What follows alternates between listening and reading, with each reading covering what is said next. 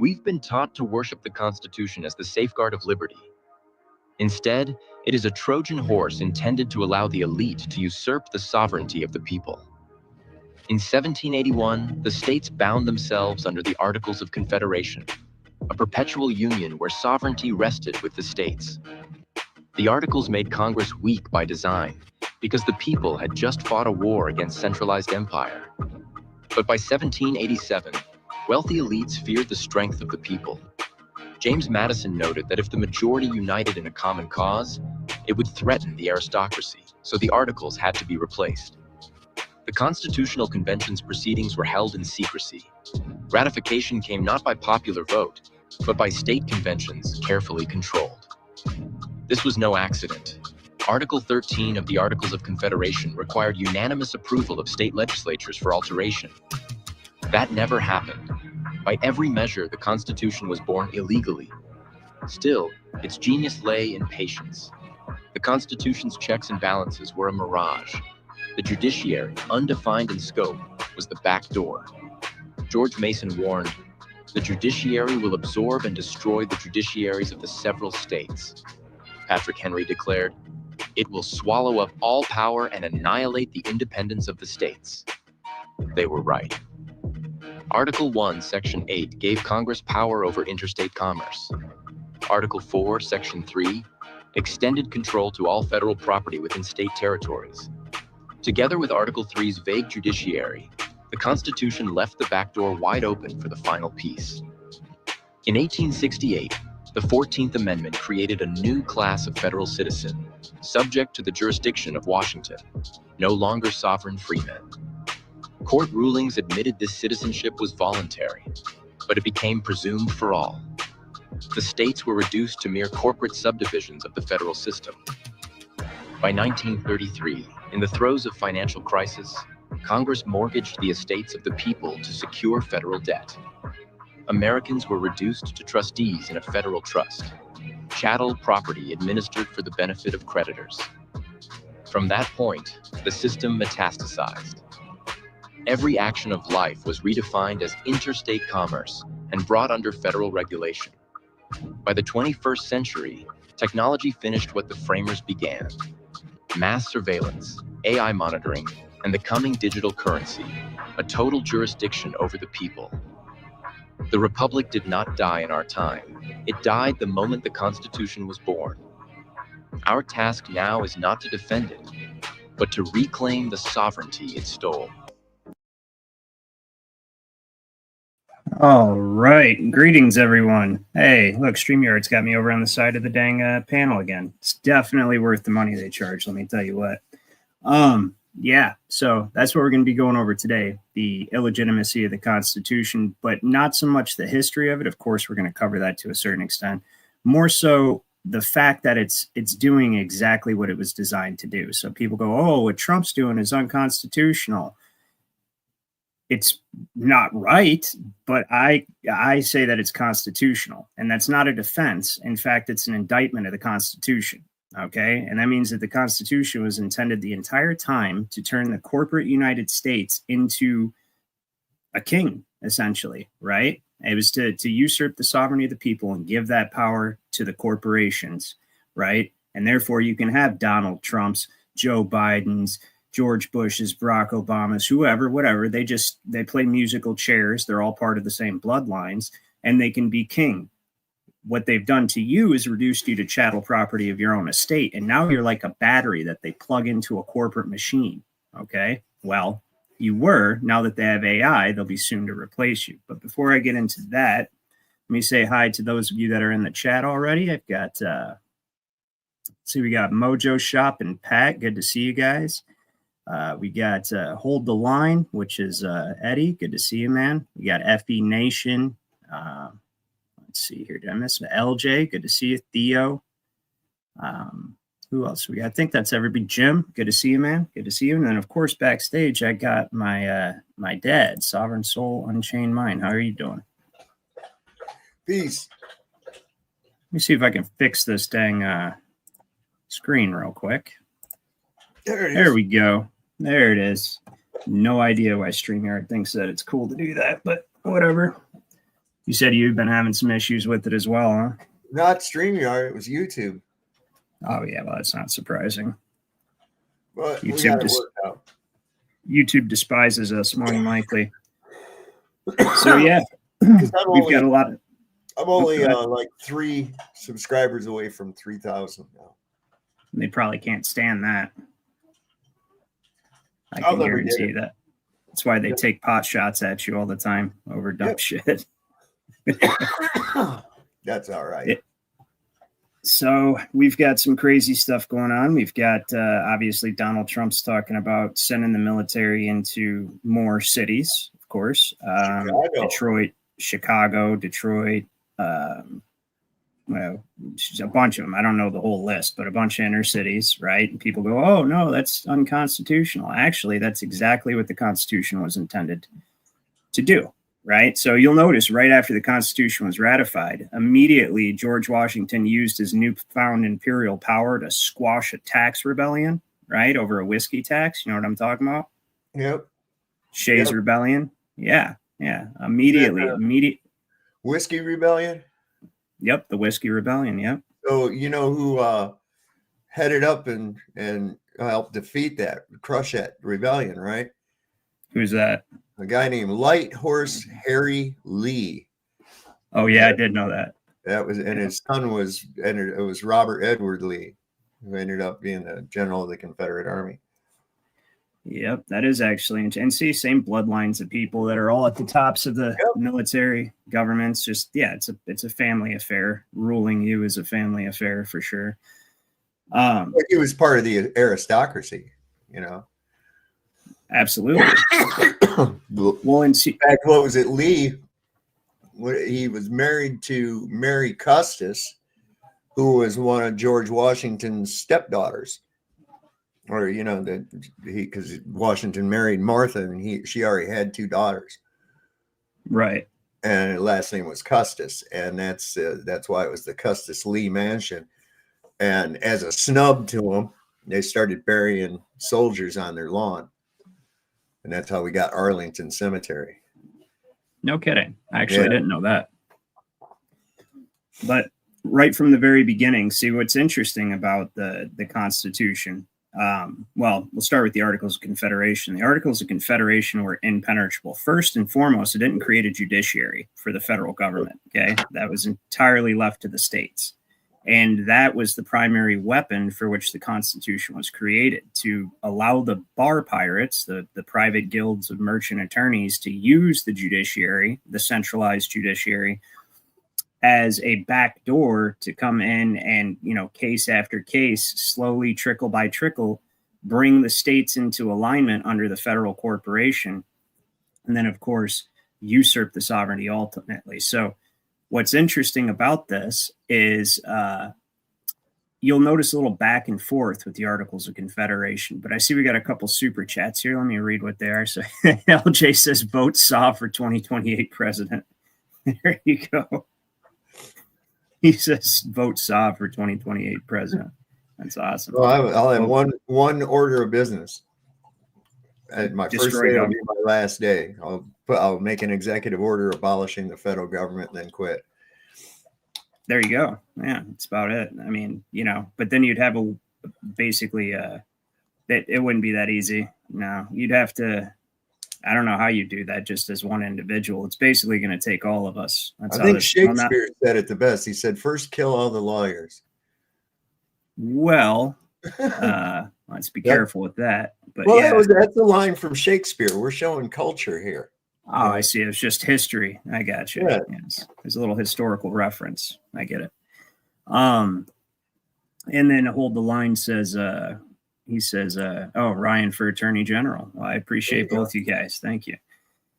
So you'll notice a little back and forth. First, let's take a look at the Articles of Confederation. Before we get to current events, we always have to go through the boring history aspects of things that puts everybody to sleep, but we'll get to the fun stuff soon, I promise.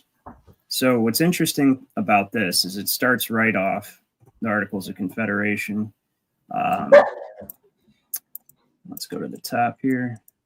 Starts right off, in Article 2, each state retains its sovereignty, freedom, and independence, and every power, jurisdiction, and right which is not by this confederation expressly delegated to the United States, which this confederation did not really delegate anything, right? So the states hereby severally enter into a firm league of friendship with each other, because the United States is not a country, okay? It's a nation, but it's not a country. The countries are the states, period.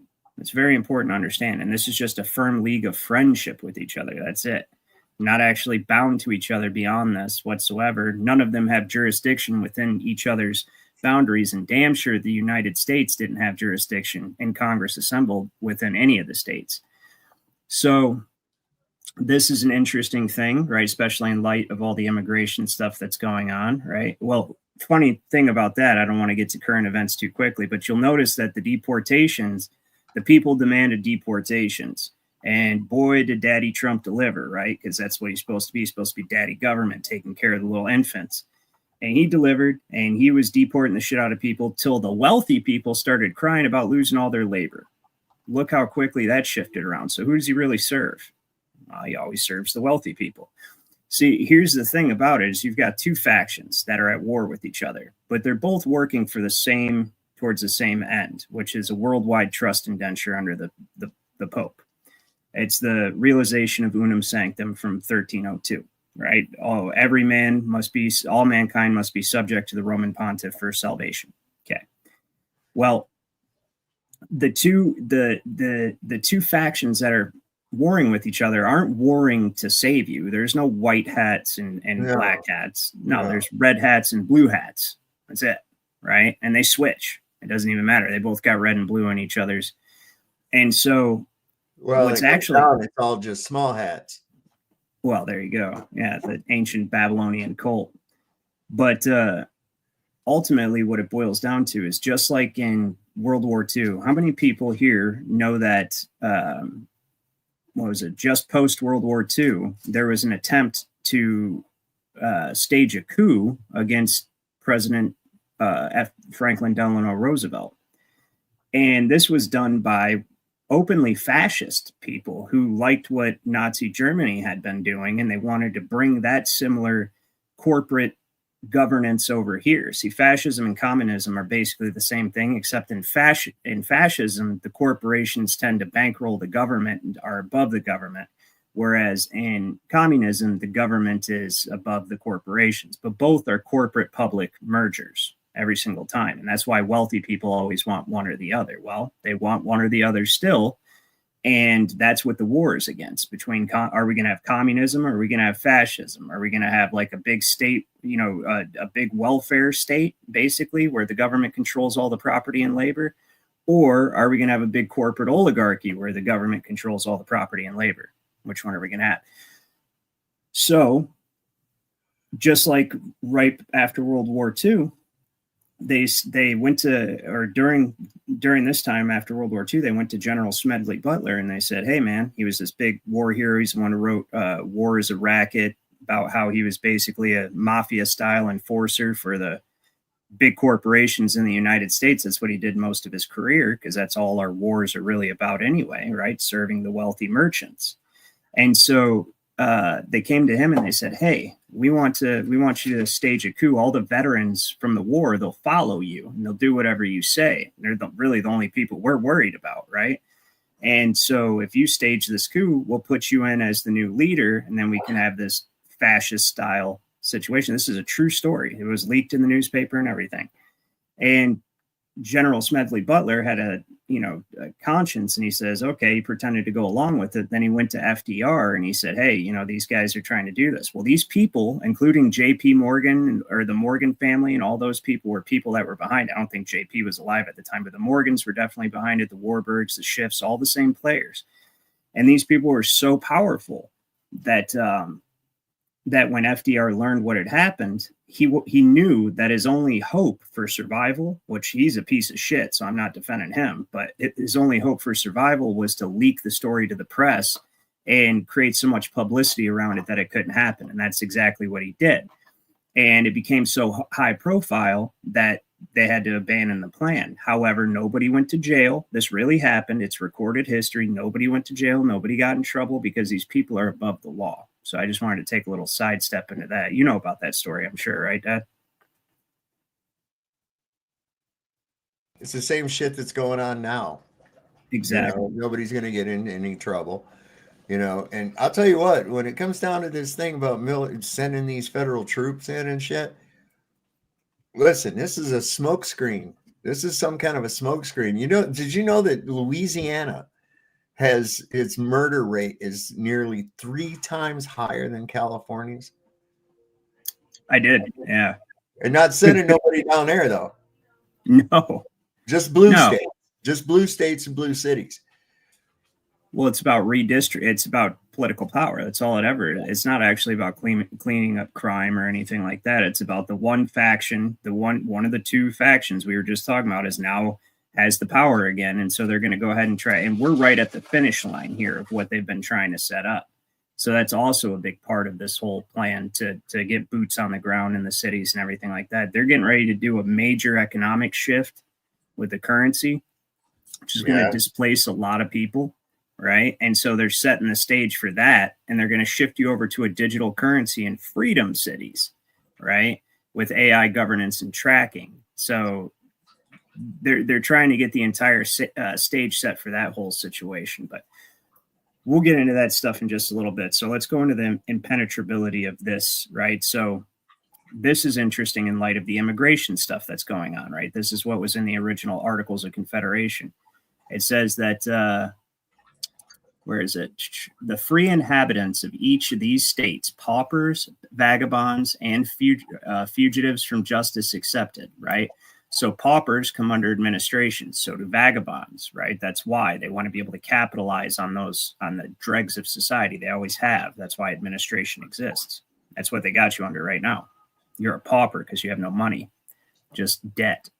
So it says, shall be entitled to all privileges and immunities of free citizens in the several states. Notice it says free inhabitants. So that means if you're not indentured and you're not a pauper, vagabond, you can take care of yourself, you have a home, right? All that stuff. Then you don't have to be a citizen. You don't even have to be a state citizen. That's what I tell people all the time. And you never have had to be, right? Because this Articles of Confederation didn't go anywhere. It maintained, it stayed. Even after they grafted the Constitution over top of it. I'll show you guys real quick. This is 1846 Revised Statutes of Michigan, whenever it decides to load. And we go down here, and it tells you, I can't highlight it, but you can see my cursor moving around. It says that the said state are solicitous to give to her sister states and to the world unequivocal proof of her desire to promote the tranquility and harmony of the Confederacy. This is 1846. So this is a full, 1789? So you're talking almost 50 years after the Constitution was ratified. Yeah. Unlawfully, might I add. But because the Articles of Confederation also says, in Article 13, which is right down, that's a long article right there, Article 13, it says that nor shall any alteration at any time be made in any of them, the Articles of Confederation, right? Unless such alteration is to be agreed in a Congress of the United States and afterwards confirmed by the legislatures of every state. Well, they didn't do that. They held conventions, okay? They held conventions to have them ratified so they could sidestep the people. But yeah, so there was no citizenship was necessary. You could just be an inhabitant. If you take care of if you can take care of yourself and you're productive, you're not a drain on society, then guess what? You were entitled to all the same common law rights that everyone else was. Okay, so, and then there's one more thing I want to show you that's a little boring, but we'll get through it, okay? Hold on. It says,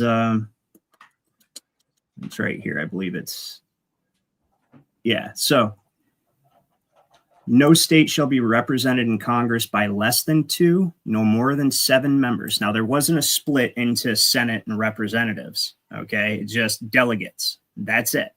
And the delegates were thoroughly managed, okay? On top of that, there's nothing in here really for executive other than the power to make treaties and wage war and stuff like that, but it's very limited also.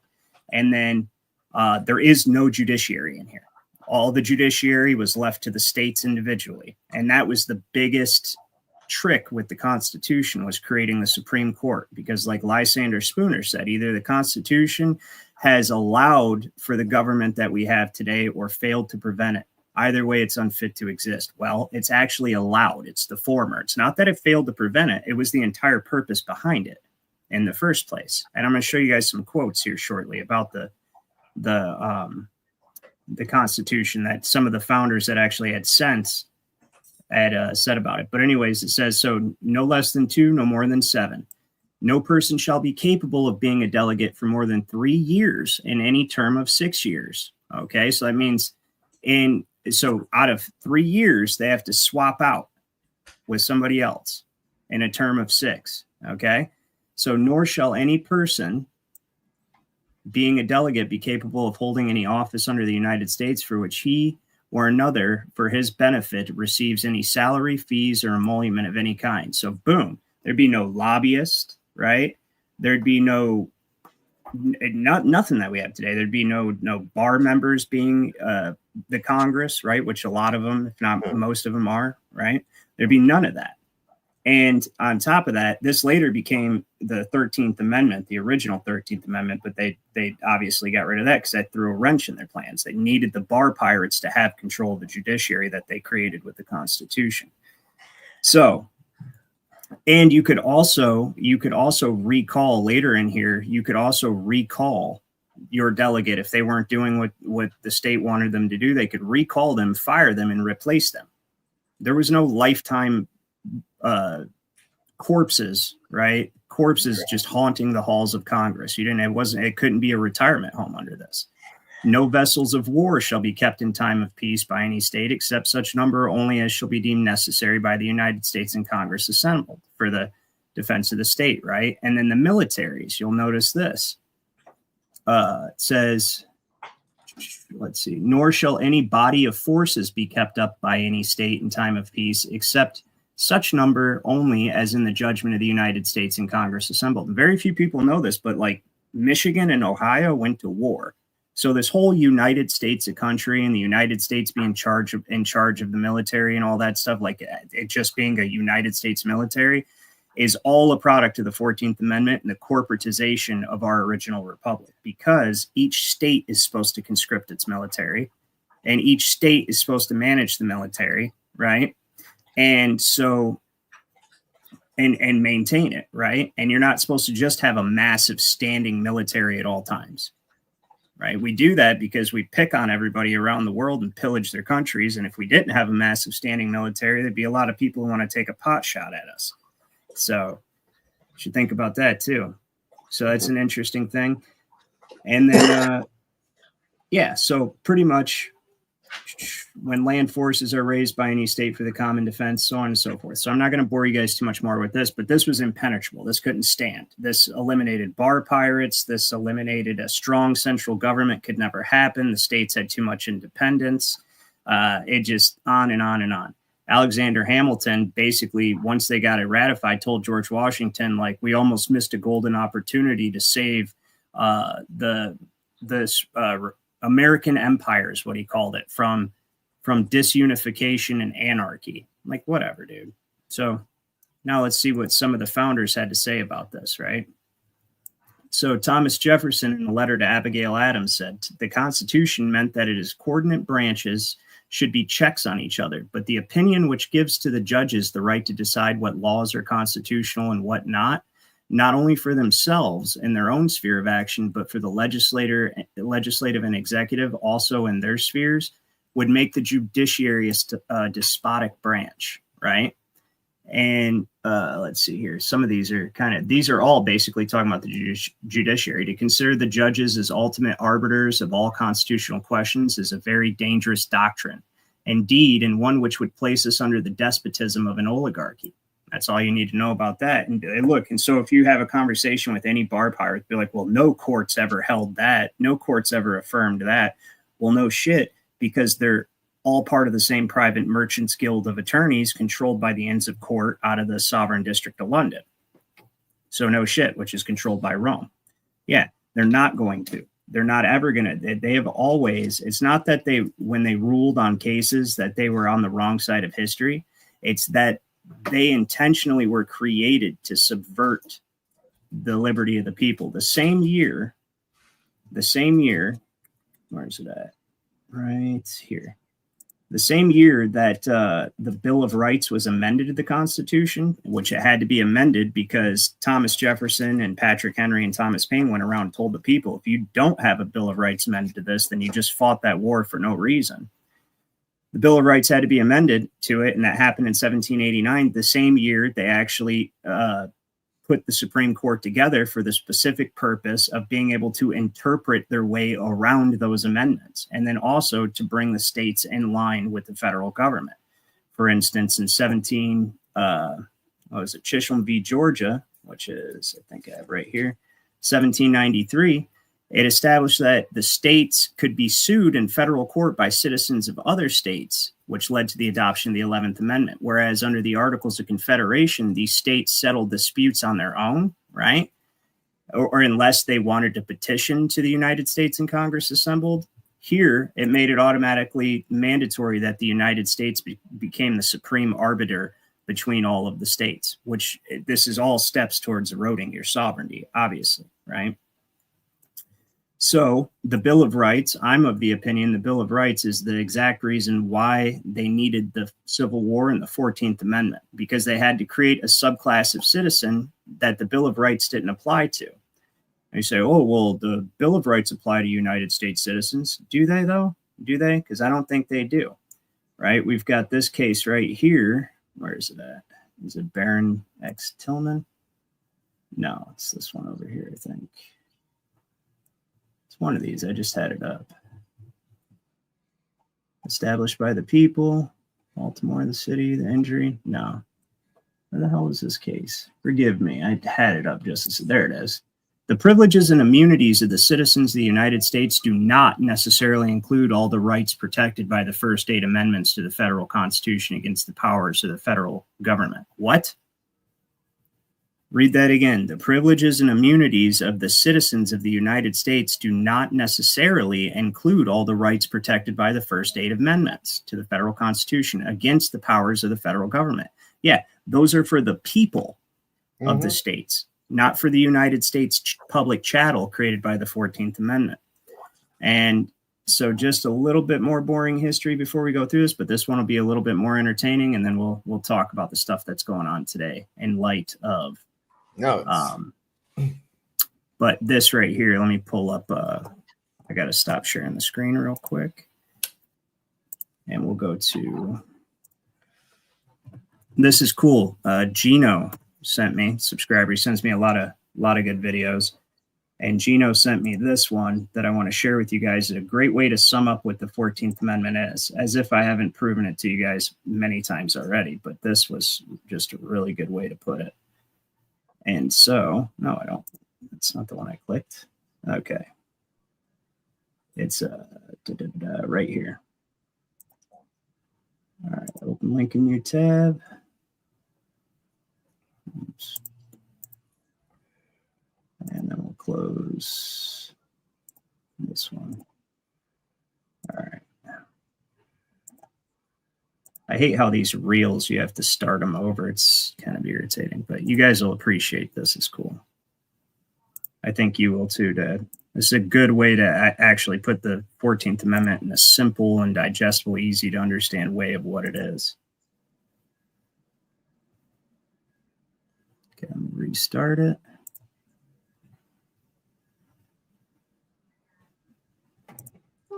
So if I have a right to keep and bear arms, then I don't require a concealed carry permit. They are contradictions in terms.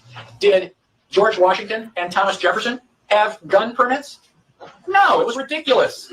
I mean, you were required to have a gun, basically, to defend the United States. So if they didn't have a gun permit, and we do now, where was the first gun permit? When did we write the first gun permit? Just after what we call the Civil War. It's actually the war between the states. If you have a right to do something, you don't have to ask for permission. White people had rights. Black people were slaves. They had no rights. Well, we passed the 13th Amendment, which says there's no more slavery. Well, gosh, if there's no more slavery, then blacks and whites are all the same, right? So you're going to give the black people guns after you've just had them in chains? And I don't think so. They may be a little upset with us. Giving them a gun may not be a real good idea this week. And so what we did was we gave blacks privileges.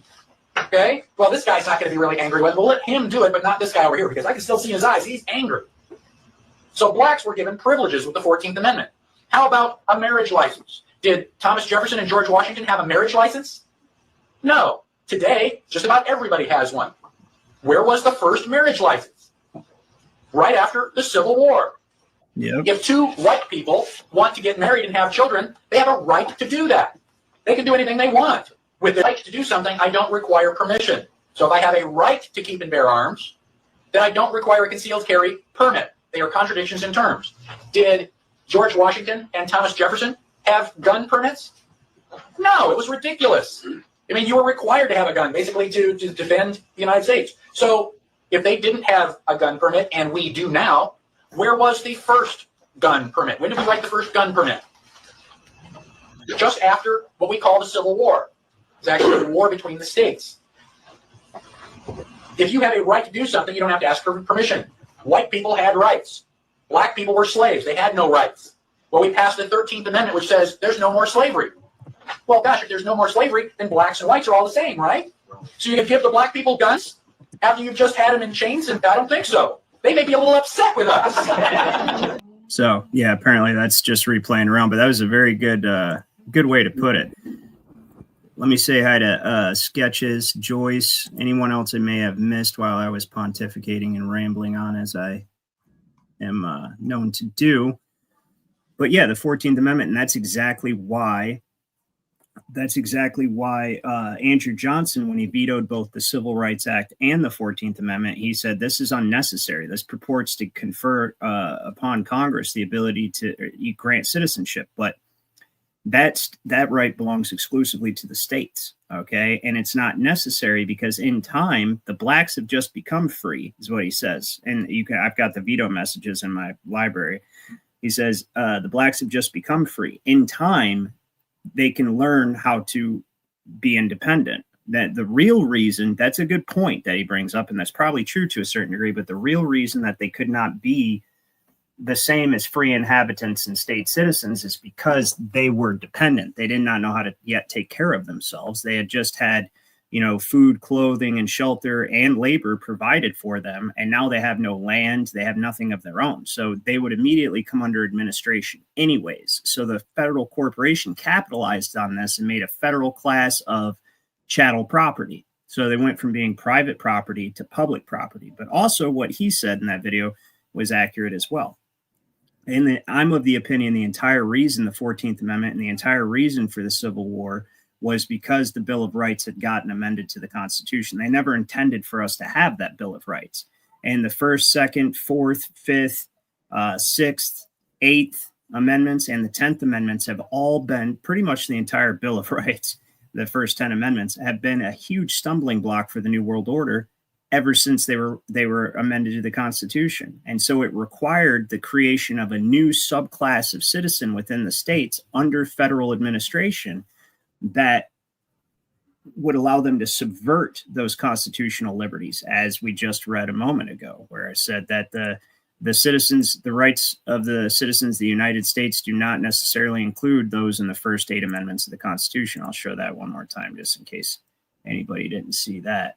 But right here, the privileges and immunities of citizens of the United States do not necessarily include all the rights protected in the first 8 amendments to the federal Constitution against the powers of federal government. This is Case Law Access Project by Harvard, okay? And this is Maxwell v. Dow from 1900, right? So this one over here tells you that the 14th Amendment, this is, just so you guys know, this is United States v. Anthony. From what year? 1873, just after the 14th Amendment. And it says that the 14th Amendment defines and declares who shall be citizens of the United States and protects only such rights as are rights belonging to persons as citizens of the United States and not rights belonging to persons as citizens of a state. Two distinct and separate forms of citizenship. So now we have this. Let's get into some modern stuff, shall we? Now we have this, and I know my dad's itching to talk about this. Executive order penalizing you with up to a year in jail for burning an American flag, for burning a United States. Yeah, it's not even an American flag, actually. The American flags are the flags of all the states. This is the flag of a foreign corporation owned and controlled by London called the United States. And if you burn this flag, right, you can get up to a year in jail. Well, let me tell you something. That only applies to federal personnel and chattel property of the federal corporation, right? Anything that Trump does in his executive orders and anything that Congress does in their legislation can only ever apply to federal chattel, period, right? Because all Trump is the CEO of a fucking company. That's it. Mm-hmm. You have to be a personnel or property of that company for anything he does to affect you. There's no other way to put it. Let's see what my dad's got back here. Well, I was just going to say, there's already been challenged. It's already been challenged. Really? Yeah. So, now think about this. You go down to Walmart and you buy an American flag, which most likely has been made in China. Now that becomes your property, right? That's your property. You should be able to do whatever the hell you want to with it, right? But you can't. Now, see, if you burn it, they can send you to jail. Why? Because they're falling under this thing like it's the same as screaming bomb or fire, okay? That it incites panic and elicits violence in people. Well, look, we're back to our mental illness issue right there. If you're that goddamn emotionally involved with a piece of cloth, you've got problems, man. You've got serious problems. And see right there, that's where I tell people that your rights are derived from property, right? So when you want to talk about whether you're free or in bondage, it's all determined by your relationship to your property. Your rights are determined by your property. I'm going to let you play that. And I thought I was making sure that I didn't have the tab muted. Sometimes I didn't have that muted. Okay. Yeah. And so your rights are derived from your property. And if somebody else can tell you what to do with your property, especially something as simple as a flag, right? But anything, then that means you are not free. Unless that particular piece of property somebody else can tell you what to do with is just some special situation where you share interest in property with somebody else and they have the superior interest. But everywhere else, if the president can just arbitrarily make a decree and tell you you're going to jail for burning your property, I don't care what shape it's in. Right, whether it's a flag or it's just a piece of cloth. What if you're having a Memorial Day barbecue and the flames on your grill get too high and they burn the flag on the side of your house? What, are they going to come and get you for involuntary flag burning, or how's that going to work? Flag slaughter. Yeah, flag slaughter. Right. I mean, Jesus. Involuntary flag slaughter. Go ahead. What if your American flag is a previous American flag? What if you've got one that only has 48 stars on it? Right? From before, when we didn't have 50 states. Can you burn that one? Is that okay? How about the one with the ring with the 13 stars on it? Can we burn that one? Is that one okay? Look what Kundalini King says. I'm going to wrap my home in American flags. Maybe then they can't fire my home. Yeah, there you go. It's probably better than blue paint. Yeah. So is this his whole thing? Is that desecration of a flag is a crime? You better grab up all those little blue line fucking faggot cops and lock them up then with their little blue line flags on their shirts and on their cars and on their buildings and shit. Right? That is, yeah. Yeah, it's a desecration. That's mutilation right there. The flag. Sure. Yeah. What the hell are we doing here? Listen, I'm that kid. I'm that kid that's going to push the limit. That's why I go, well, what if you accidentally burn a flag? What if I'm wearing a shirt that has an American flag on it and I get burned? Do I get in trouble? Because I was wearing an American flag shirt or what?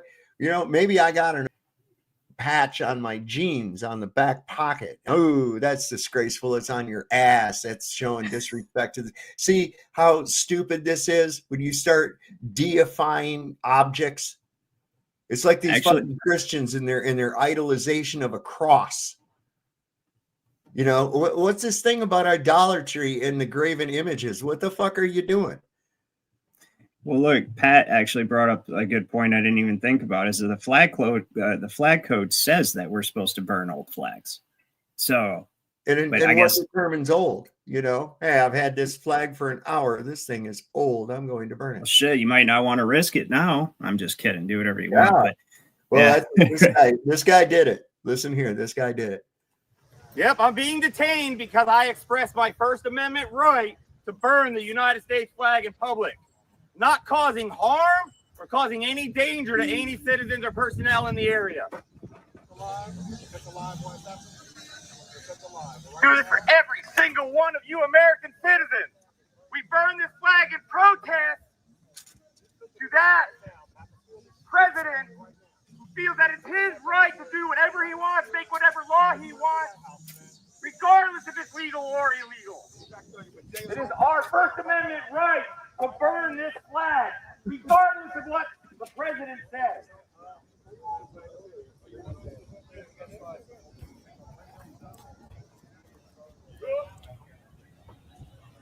Look at that. That's insane.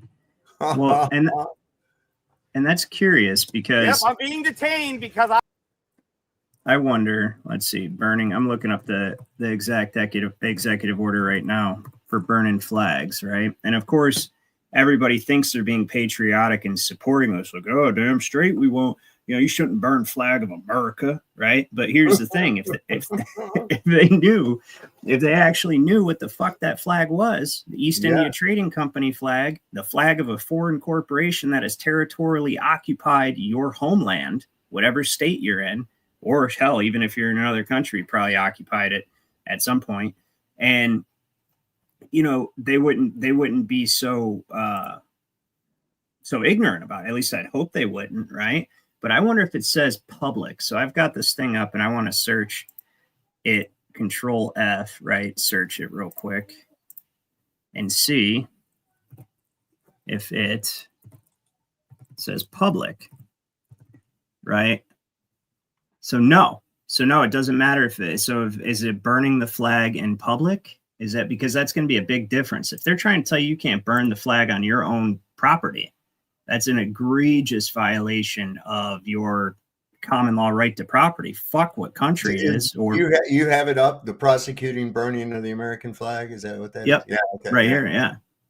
Right. So it doesn't say anywhere. It says is the most sacred and cherished symbol of the United States of America and of American freedom. No, it's not. It's the most cherished symbol of the pirates that have taken over the republic. Yeah. Right. That's 100% what it is. And it says it's a special symbol in our national life, blah, blah, blah, but it doesn't say anything. Burning this representation of America may incite violence and riot. American flag burning is also used by groups of foreign nationals in a calculated act, blah, blah, blah. Notwithstanding this, he literally said, notwithstanding the Supreme Court's rulings on the First Amendment protection. So they can just pick and choose what they want the Supreme Court to. Yeah. The court has never held that American flag desecration conducted in a manner that is likely to incite imminent lawless action. So does it have to specifically be conducted in a manner that's likely? So that's what's interesting. He says, so nation's criminal and civil desecration violate applicable content neutral laws while causing harm unrelated to expression consistent with the First Amendment. So, you know why he put this out? Because of all the backlash he got. Because, and this is how stupid people are. He put an executive order out like about a week ago or so, making this illegal, and you do a year in jail for burning an Israeli flag. Oh, bullshit. Okay, and people were giving him shit for that. Well, why not the American flag? Not, I do remember that. Can't lock people up for burning a fucking flag. No, that wasn't it. Well, how come you don't say that about the American flag? It's like these idiots can't get it. They just can't fucking get it. You know, it's like, what do you mean? Oh, so we're going to have this for other flags too? What about a British flag? We're going to have that one joined up in there too? What the hell is wrong with these people? You shouldn't more court jail for burning any goddamn thing if it's yours and you're not hurting nobody. What the hell is wrong with people? No, that's how you know that they can only apply this to 14th Amendment citizens. This is what I'm trying to tell everyone. Okay, public chattel, because nothing that the president or anybody in the federal government does can ever affect the people of the states, right? That's why the 14th Amendment was unlawfully ratified at gunpoint. Mind you, the states that vetoed it, over 15 out of, or it was it 16 out of 37 states or 15 out of 37 states vetoed the 14th Amendment. It required 3/4 of the states to vote for it in order for it to be ratified. They vetoed it. And so the Union sent the military down into those states because they were all allowed to be part of the 13th Amendment. And they all were like, yeah, slavery's bad. They ratified. It's like, yeah, okay, no slavery. Perfect. Okay. When it came to the 14th Amendment, which standardized slavery, right, making the class of citizen that they could expand to encompass everyone, that's public chattel, 15 of the 37 states rejected it. And so they sent the military down there and forced them to ratify it at gunpoint, essentially, is what happened. I got the whole story in Congressional Record from June 13th, 1967. But this is to the point of what my dad's saying about property. And this is what common law rights in this country are absolute. Okay, they're absolute. Nobody can tell you all lands in this republic are allodial. I can prove it. It's in the Wisconsin State Constitution from 1848. Your property rights are absolute. Feudal tenures are prohibited. Okay. Now you can also contract that away, which is how they got you. That's why every constitution, including the federal one, says no state shall make any law impairing the obligation of contracts, because they need you to be able to contract your sovereignty away, which is what they've done. But if you're one of we the people, nobody can tell you what to do with your property while you're on your property. And you know what I mean? Or even with your property when you're out in public, as long as you're not hurting anyone. So this pretty much encapsulates the concept, right? It says, I have the right to do whatever I wish with my property. If I own a pile of wood, I can set fire to it, even if it's currently nailed together in the shape of a barn. Cigarettes may not be healthy for me in the long run, but I have the freedom to smoke them anyway. Drinking alcohol may or may not have negative side effects, but even if it does, the government has no authority to prohibit you from consuming it, even if it's in your own best interest. Since when do we let government decide what is or isn't good for us? It's called parens patriae, government as parents, a Roman civil law idea, and that's what the United States and the Constitution were created for the entire time. What the hell does Congress know about nutrition anyway? For that matter, what does Congress know about the Constitution? If the government can use force, right? If the government can use, damn it, get back there. Hey, real quick, here I am said American flag rolling papers because fuck the Chomo King. And I'm like, you know what? To the best of my knowledge, they had those, man. I know they had them in the 70s. I know they had American flag rolling papers. Well, look, so you said, that's a good point, actually. Yeah, that's funny. He says, if the government can use force whenever something is in our best interest, then the government should force everyone to wake up at 6 a.m. every morning for calisthenics in the front yard. Fast food, right? It says fast food establishments should be torn down and replaced with bars that serve carrot juice and alfalfa sprouts, since it's in your best interest. This paternalistic attitude that the government knows best and that you are merely a helpless child is insulting and reprehensible, and it's not how this republic operates. Hitler used the same attitude to persuade the Germans to subjugate themselves to the fatherland. And it is actually just a repeat of the whole World War II situation anyways, in all honesty, because if you look at the lineup, so you had the Spanish flu of, I mean, they just sped up the timeline a little bit, but you had the Spanish flu of 1918, right? Followed by a vast rollout of jabs, which was actually what most everybody died from. And then you had this brief industrial boom in the roaring 20s, followed by a huge stock market crash in 1928, right? Followed by the institution of the Great Depression, the New Deal, and then wartime manufacturing booming with the rise of Hitler and the threat of Nazi Germany, or the supposed threat of Nazi Germany at that time, right? And that's what brought America out of the Great Depression. So we look at what just happened here. You had the COVID-19 situation, right? And then they implemented the same wartime manufacturing that they had legislated for World War II. They implemented to create respirators, masks, and ultimately Operation Warp Speed, right? And then they went ahead and got that out there, then went and put you through another brief depression for 4 years, right? And then now he's coming back promising everybody protection. He's basically doing what Hitler did after the Germans were beat down after World War I. It's essentially exactly what he's doing. He's like, here, I'm here to save you, protect you, make you proud in the country again. All you have to do is give me your absolute allegiance and trust me, bro. Right? Mm-hmm. And that's what most everybody's doing. And so my point in saying that is, you've got the flag burning. It's always, would you say earlier, and it was a good way of putting it, safety is the rallying cry of tyrants. Yeah, right? Public safety is the rally cry and creed of tyrants. 100%. It's all the time. You know, it's like the stupid shit, like you have to wear a helmet on a motorcycle. Yes, I agree. That's a wise thing to do. But who are you to what's next? You're going to have the toothbrush patrol come by and make sure that you brush your teeth correctly every day and shit too. You know, where does it stop? You know, and then the funny thing is that a fucking motorcycle cop turn around and give you a ticket for not wearing a seatbelt. It's like, what? You just come off of a thing that don't even have seatbelts. What the hell is wrong with you? Exactly.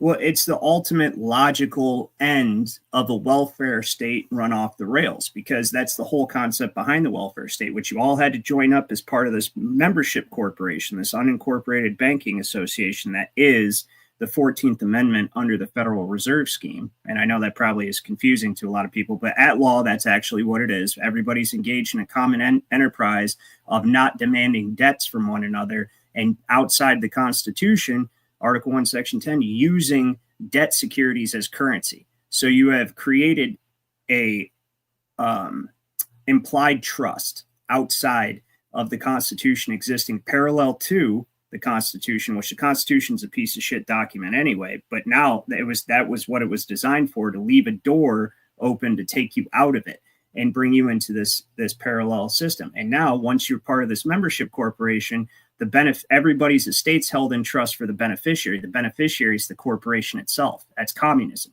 What's good for you is good for everybody, right?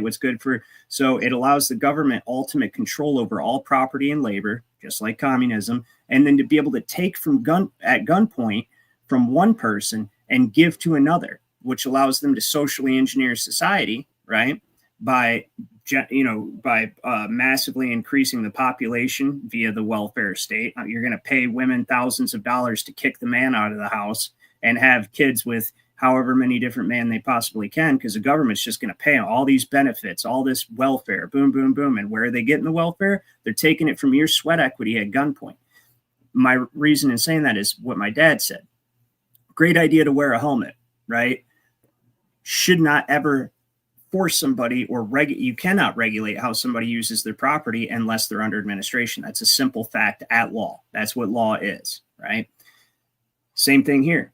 I think it's great to help people that are down on their luck, okay? But when you forcibly take from one person to give to another at gunpoint, you're not forcing people to help people. What you're doing is breeding corruption, lethargy, and laziness and degeneracy.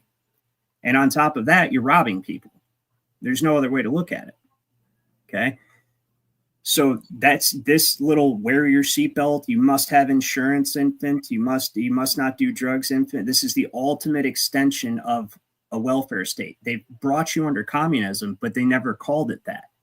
And so you didn't see the bars being set up, right? But you're in it. And just because they sit there and brainwash you when you're in elementary school and middle school that you live in a free country and it's the greatest country on earth and everyone else hates us for our freedom, right? It's all bullshit. You're not in a free country. You are administered and governed like a child under the doctrine of parens patriae, without question. So you had said something earlier that reminded me of this video I have. What was it that you had said? I sent it to myself, and I'm sure I'll be able to find it real quick, but it was not that one. This one. Oh, that's what the other thing that they're distracting people from, you guys will like this. Check this out. Hold on. Link a new tab. Okay, let me share the actual tab. I don't know if you've seen this. I thought I sent it to you, but I might not have. Here we go. Whoop. Let's turn the sound off, bring that down. All right.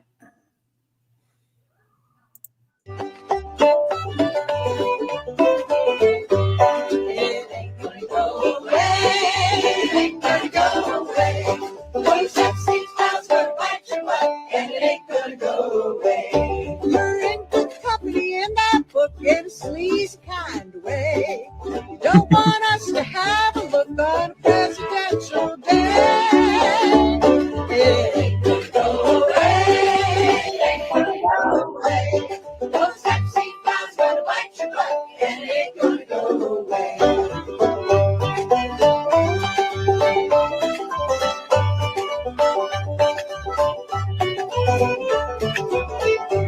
You can fire more people, you can try to distract, but it ain't gonna work this time. There's lots of pages you'd like to redact while you're slipping with the slide. It ain't gonna go away. It ain't gonna go away. Those sexy clowns gonna bite your butt, and it ain't gonna go away.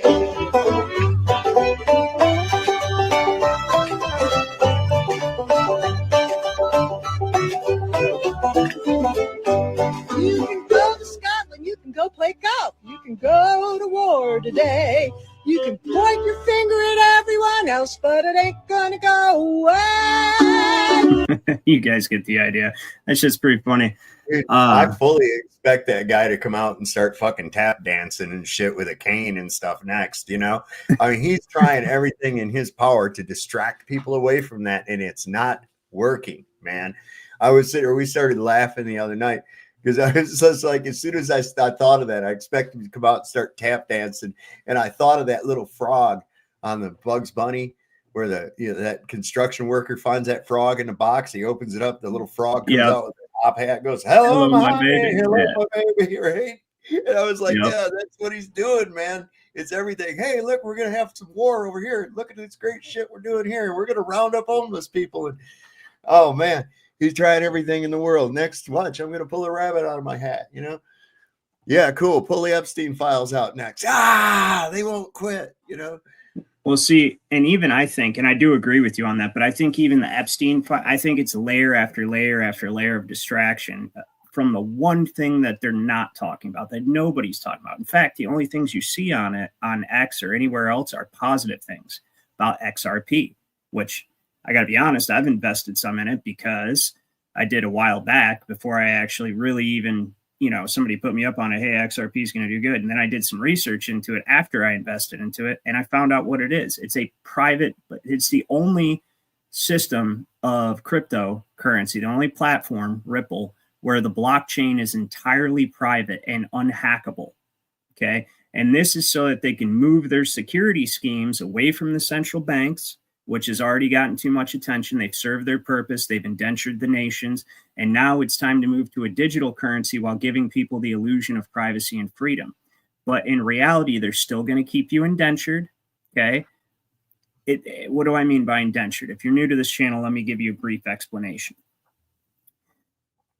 Your relationship to your property determines the law you're under. All your property all your rights are derived from your property. Okay. So if you are free, as we were in this country, if you're sovereign, okay, and at common law, so we continue to use English common law when we won our independence. Okay. The common law is ancient and we continue to use it. But the only thing that changed was we were no longer subjects of a crown. Now we were co-tenants in sovereignty, and that's what Chisholm v. Georgia also establishes. At the Revolution, the sovereignty devolved on the people, and they are truly the sovereigns of this country, but they are sovereigns without subjects. Okay, they have none to govern but themselves, and they are co-tenants in sovereignty. And what comes with that is absolute property rights, which is why Wisconsin Constitution said all lands in this state are allodial, and feudal tenures are prohibited.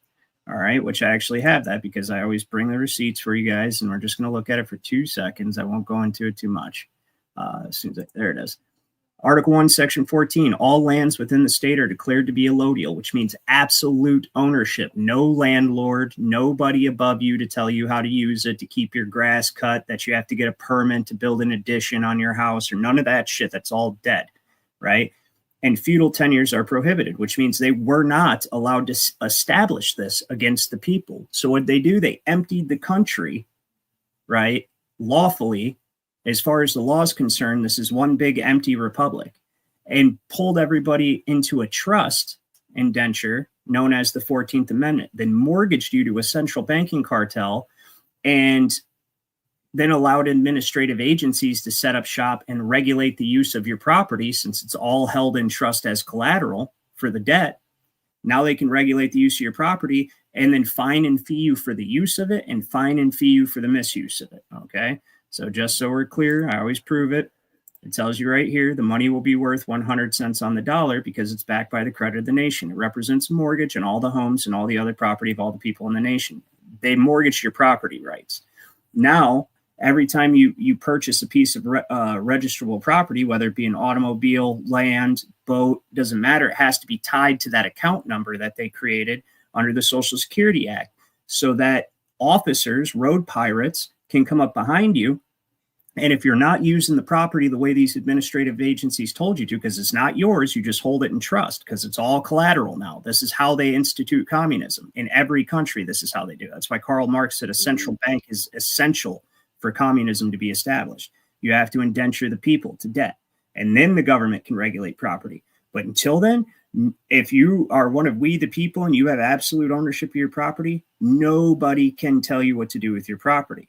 And that's how we all ended up being infants under administration in this system, right? So anyways, now they're going to try to keep the system of administration and governing you as daddy government under parens patriae, and still keep the motor vehicle code, still keep the licensing, keep the income tax, keep all the bullshit that Trump said he was going to get rid of, right? They're going to keep it, but what they're going to do is tell you, oh, well, the central banks collateralized your property, or, greedy Democrats collateralized your property and treated you as chattel and wouldn't give you, anything for it. But see, we're good guys. We're the good Republicans. And what we're going to do is we're going to give you a dividend from using you as an asset.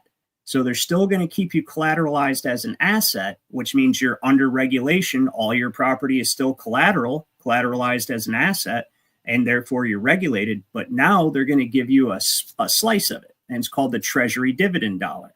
And they're setting that up on the Ripple network so that nobody can ever hack the ledgers and see that you're still under administration, which common sense and knowledge of the law will tell you that you are. And the whole purpose of the digital currency and the dividend dollar is to set the stage for the universal basic income as the AI comes in and takes over everybody's jobs, and they get rid of the useless eaters, the human resources they no longer need because they've established their empires. And now they're going to get rid of all the stupid, useless people, right? And so the way they're going to do it in what they view as a humane way and keep a massive revolt from happening is they're going to entice you with, oh, look at this. We've got all these automated freedom cities, and we give you a dividend from using you as an asset. Here, you just get money all the time. But what they're not telling you is the freedom cities are governed by AI. Okay, so there's no more due process. Your legal fiction, or what they call the straw man, is now tied intricately into your biology. And that's all the AI sees. So you're forever stuck under administration. And then that UBI that you're getting, which is just going to be enough to subsist eventually, they'll probably give people a lot at first. But then, of course, over time, it's going to become barely enough to survive. And that little bit of money that they're going to give you, AI is going to be able to take directly out of your bank account if you jaywalk. If you think about this, you're in a smart car that probably everybody shares at this point, right? And you're driving around, or you're riding around, maybe it's driving itself, and you decide to take it off autopilot and speed. Boom. As soon as you go above the speed limit, you get this notification that there was just 100 digital dollars deducted from your account. For what? For speeding. No due process, no challenging jurisdiction. That doesn't apply to me. I'm not under administration. I'm here by special. None of that. Just immediate financial injury to enforce compliance. They'll be able to shut your account down if you have a channel like mine or like my dad's.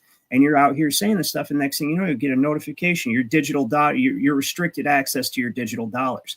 Not only the control aspect of keeping you in line, but also the aspect of controlling what you can and cannot buy, right? Okay, so for the good of the country, we need to not buy meat this month, right? Or, hey, you didn't go get your jab, so you're not allowed to have these things because that's dangerous for you and you could get sick, right? So your account has been restricted from purchasing these items because it's all just code now that programmers and AI controls. It'll be over with if you people accept this.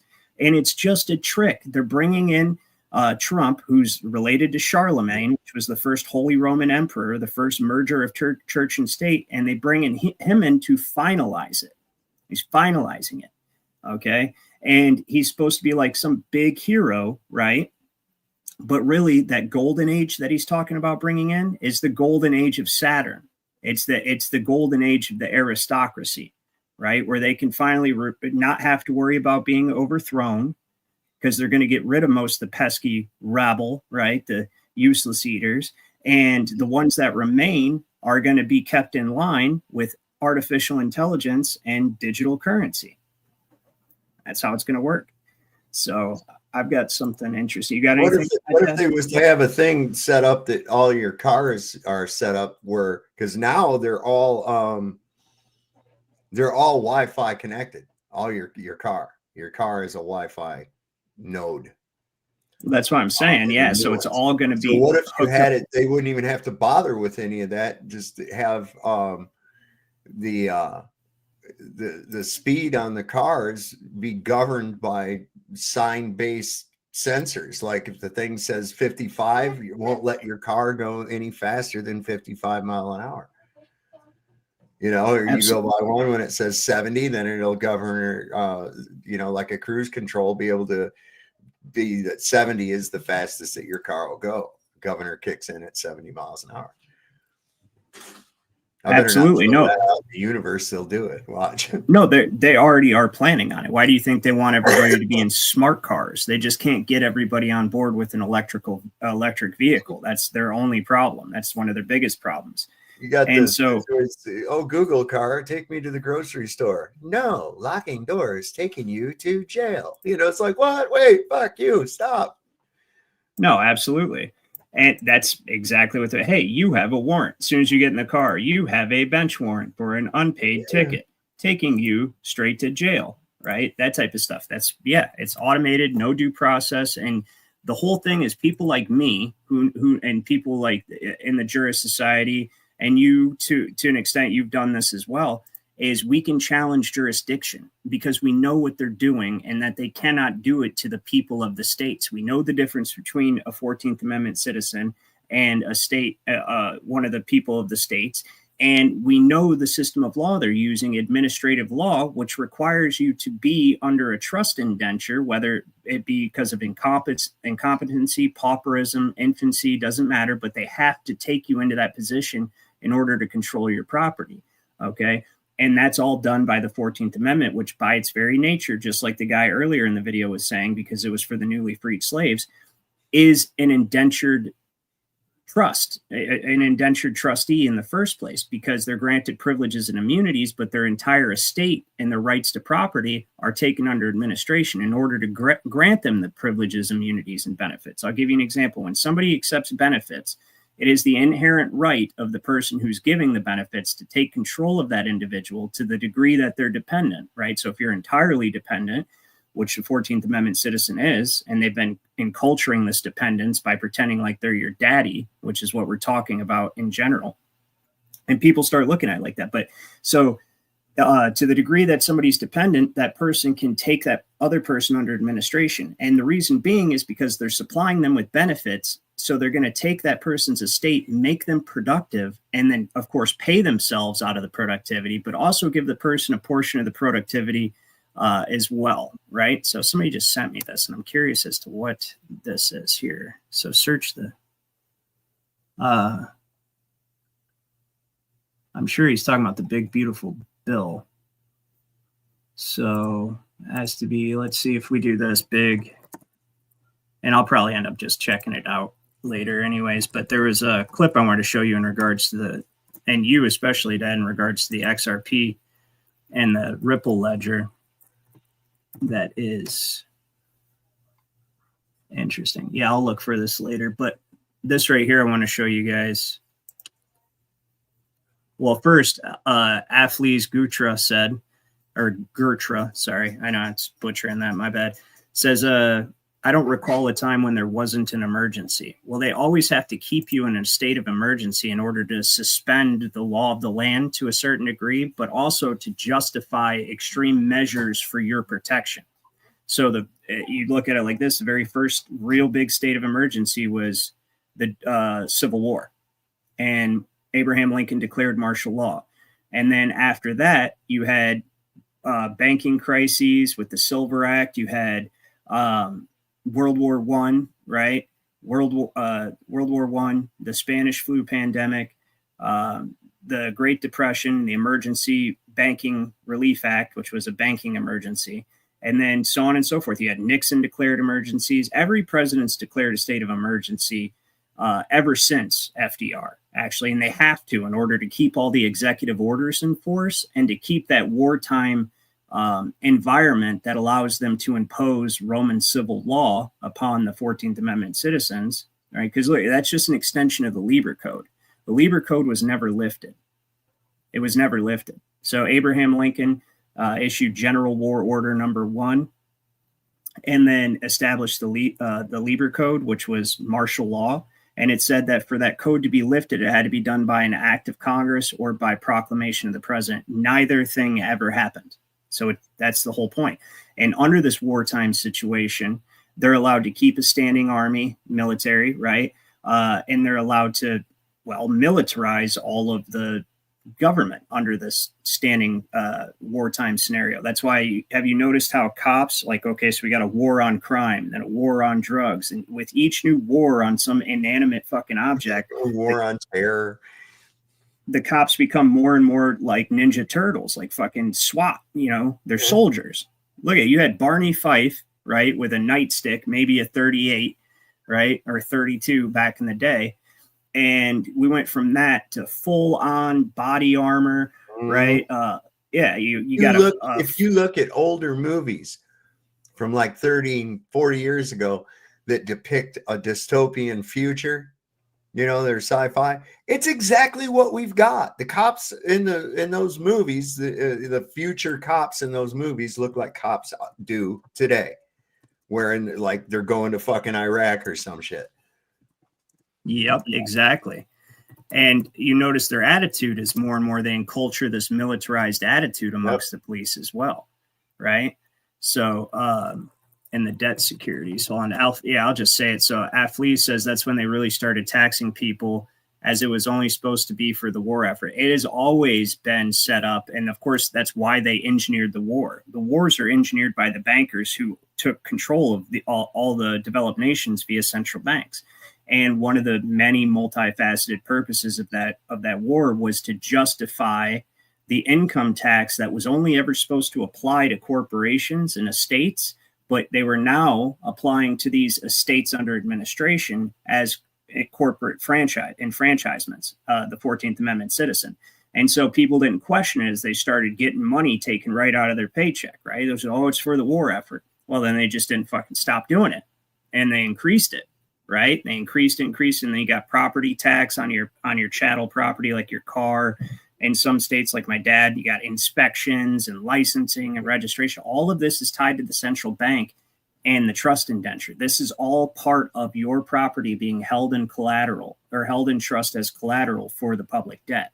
They're allowed to impose all of these regulations on the property, and that's their benefit of being the money lender. So, but the XRP thing, so this Ripple ledger, the digital currency and the digital control grid, this is what I want to show you guys. This was kind of interesting. I think you'll find it interesting too, Dad. I don't know if you've ever seen this. Oops, we're not inviting. We are going to share screen. And it's going to be this one. All right, bear with me. It's a reel. I'm going to have to restart it again, but hold on. All right.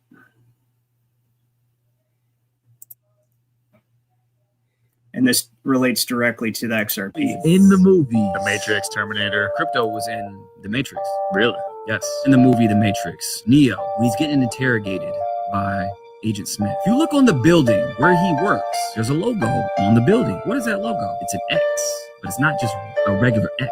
It's actually the XRP logo that we see today. Also, XRP was in another old movie from 1992 called Sneakers, about hackers trying to hack the Federal Reserve. They pull up a screen in the movie, the security bar where it says, security clearance and all that other stuff. XRP shows up on the screen as well. XRP has a partnership not only with the Federal Reserve, but also Amex. These are facts. So payment process systems that they're creating this new regulatory framework, XRP is at the center of it. They always show you in the movies. It's always. So the new regulatory framework that he's talking about, and the reason they're using it is because their greatest threat in the future is going to be hackers. All right, as they make everything digital. And they need a blockchain platform, right? A system that is unhackable so they can keep all the financial details of the oligarchs, the people like the Rothschilds and the people above the Rothschilds, the owners of this world, the people that work directly for Satan himself, right? They need to keep those financial details private, because if the world were to ever find out in mass what I teach you guys on this channel, that you've all been taken as chattel property under administration, and I can prove it, if everybody knew this, they would be done tomorrow. If people knew how the banking system really worked, you would lynch the entire everything tomorrow. It would be over with overnight. And that's why they give you bread and circuses, right? I think that these distractions, to a certain degree, are bread and circuses. But isn't that wild? That shit was in the Matrix, right? And what's the Matrix about? The machines taking over, right? The digital era, the new digital age, essentially. And let me tell you something, that's our greatest threat. And Trump is setting it up, and whoever's elected after him is going to continue to set it up. And it's not for your benefit. It's not the golden age of the common people of the United States. It's the golden age of the oligarchs, right? And Kamala would have been no different and probably much faster at it, right? Because if everybody would have went for Kamala as president, then they would have known your prime to just take it without lube, right? Absolutely. And we would probably already have China over here or something. But with Trump, because there's so many people who stood up and had a backbone to a certain degree, but they're still manipulable through the conservative Republican Party, right? That's when they finally called the Republicans off the bench and like, all right, people are getting fed up with this shit, so we need to supply them with a hero. Well, that's Donald Trump. That's what Albert Pike said. Whenever the people need a hero, we shall supply them with one. That's Donald Trump. And they've done it in such a way that people are actually, these idiots are actually grateful for it, what he's doing. Right? Oh, look at him. He told Jerome Powell what was what, didn't he? He's going to shut down the Federal Reserve, and he's going to check out Fort Knox, and he's going to, where's that gold at? And he's going to get rid of income tax, and he's going to get the client list out there, and he's going to do all this shit. But when in fact, it was just a pressure relief valve, because people were at their breaking point. Mm-hmm. People were at their breaking point last year. Okay. You had, and it had been building up. You had that Rich Men North of Richmond song come out. The whole nation, I don't care what color you are, what background you're from, everybody loved that song. They felt it. And it was reaching a breaking point. He was a pressure relief valve. Mm-hmm. So and now that's what voting is, man. That's it. When you look at the situation that's going on now with like Nick Fuentes, Tucker Carlson, Candace Owens, and all them guys beefing about, well, here's the thing is Nick Fuentes, and I don't necessarily have an opinion about him one way or the other. I watch his podcast sometimes, only recently because he's come into the limelight. A lot of the stuff he says is solid. He's still a statist, though. He's still a statist, and he still is, he still supports the system we have to a degree, but he speaks out a great deal about Israel. Okay. And he also calls other people out. And he said something the other day on his podcast I thought was a very good point. See, when he came out and started talking about Israel, Candace Owens interviewed him, and he started calling her out on why did you used to be like this, but now you're like this, and know that Candace Owens and Charlie Kirk and all those people are connected through the Pilgrim Society and Turning Point specifically. Candace Owens' father-in-law is Lord Michael Farmer of the House of Lords in England. Okay. Mm-hmm. So I'm sure she's a real freedom fighter, right? And Charlie Kirk, same thing. He sucks Israel's, you know what I mean? I don't know, too vulgar, but you get what I'm saying. And so how do you have those two people friends with each other, but one's always talking about Israel, the other one's because it's controlled opposition. That's the same thing they're using Islam for, is a controlled opposition to take down and destabilize the Western nations, right? Never intending to allow them to take over. They just need them to destabilize enough for the other ones to take over, right? Well, Nick Fuentes called these guys out on this. He says, well, when he went on the show with Candace, she ended up talking to Tucker Carlson, was like, oh, I think he's, I don't know what to think about. I think he's meant to make people, conservative people who have common sense look crazy by talking about Israel and this and that. And Tucker Carlson goes, yeah, I think he's a CIA agent. So that set Nick Fuentes off. And he actually went through and uncovered that Tucker does work for the CIA right now to this day. You know what I mean? Like he had applied or something, and there's insinuated that he's still in an intelligence operative. And same thing, like I told you about Candace Owens with the Pilgrim Society, all that stuff, Lord Michael Farmer. Well, here's what he said. He said, Tucker, the only reason that Tucker and Candace and all these people are actually coming out and talk about Israel is because people have noticed too much. They've noticed too much. Yeah, you can't help it. Listen, they overplayed their shit. They thought all they have to do is go Holocaust, anti-Semite, and everybody shuts the fuck up right away. But now it's gotten to the point where people are like, look, it's just too gosh dang obvious. I'm sorry. I don't give a shit. Call me anti-Semite. Call me whatever the fuck you want to. I don't care. These are the facts. That's right. Where it's at. We'll see. And what he said is when Tucker and people like Tucker Carlson with their big following, and like Tucker's personality, I think he's very amiable. I'll watch his interviews and stuff, but you know who he is and where he stands. You know what I mean? Like when he tore up what's his face, that was hilarious. Ted Cruz, that was great. That was beautiful. Yeah, but the only reason he's doing that is as a pressure relief valve, because now these people who are reaching a breaking point with basically our subservience to Israel and the banking system and everything that comes with that, people are reaching a breaking point when they see Tucker speaking out about it, and they see Candace Owens speaking out about it, and they see all these big names are actually saying. Megyn Kelly was like, she just came out and was like, well, I don't think that it's anti-Semitic to criticize the secular state of Israel and Netanyahu, because I'm not criticizing the Jewish people. I'm just criticizing the government of a country. And Nick Fuentes was like, look, dude, when you have to actually specify all that, you're giving credibility to the term you know what I mean? And not only that, but you're not actually standing for anything. You're lawyering everything that you say. And the whole reason is just to act as a pressure relief valve so that all the people who are actually ready to be like, you know what, we're done with this shit. We're not standing for it anymore. They can be like, oh, well, at least, Tucker's talking about it now. Okay, it's finally getting attention. Yeah, something's happening. This is good. And then guess what? They back down from that boiling point. That's the only purpose of these people. It's the only purpose of these people. And what you're witnessing right now is the mastery of Hegelian dialectic and the mastery of controlled opposition. Period. So, I mean, they just killed a bunch of reporters over there, right? Al Jazeera reporters. Al Jazeera, they killed them. Yeah. Yep. And they did that, if I heard correctly, it was what they call a double tap. Okay. Mm-hmm. So they initially hit the area knowing those reporters were going to show up to cover it, and then came back and hit it again. And that's actually one of their tactics. They bomb an area and then wait for the first responders people. I hate that term, but that's what they are. The medics and everybody come up and say, hey, do you need help? And blah, blah. And they come by and hit all those people too. Yep. Double tap. Yeah. That's when that bomb went off in Frankfurt.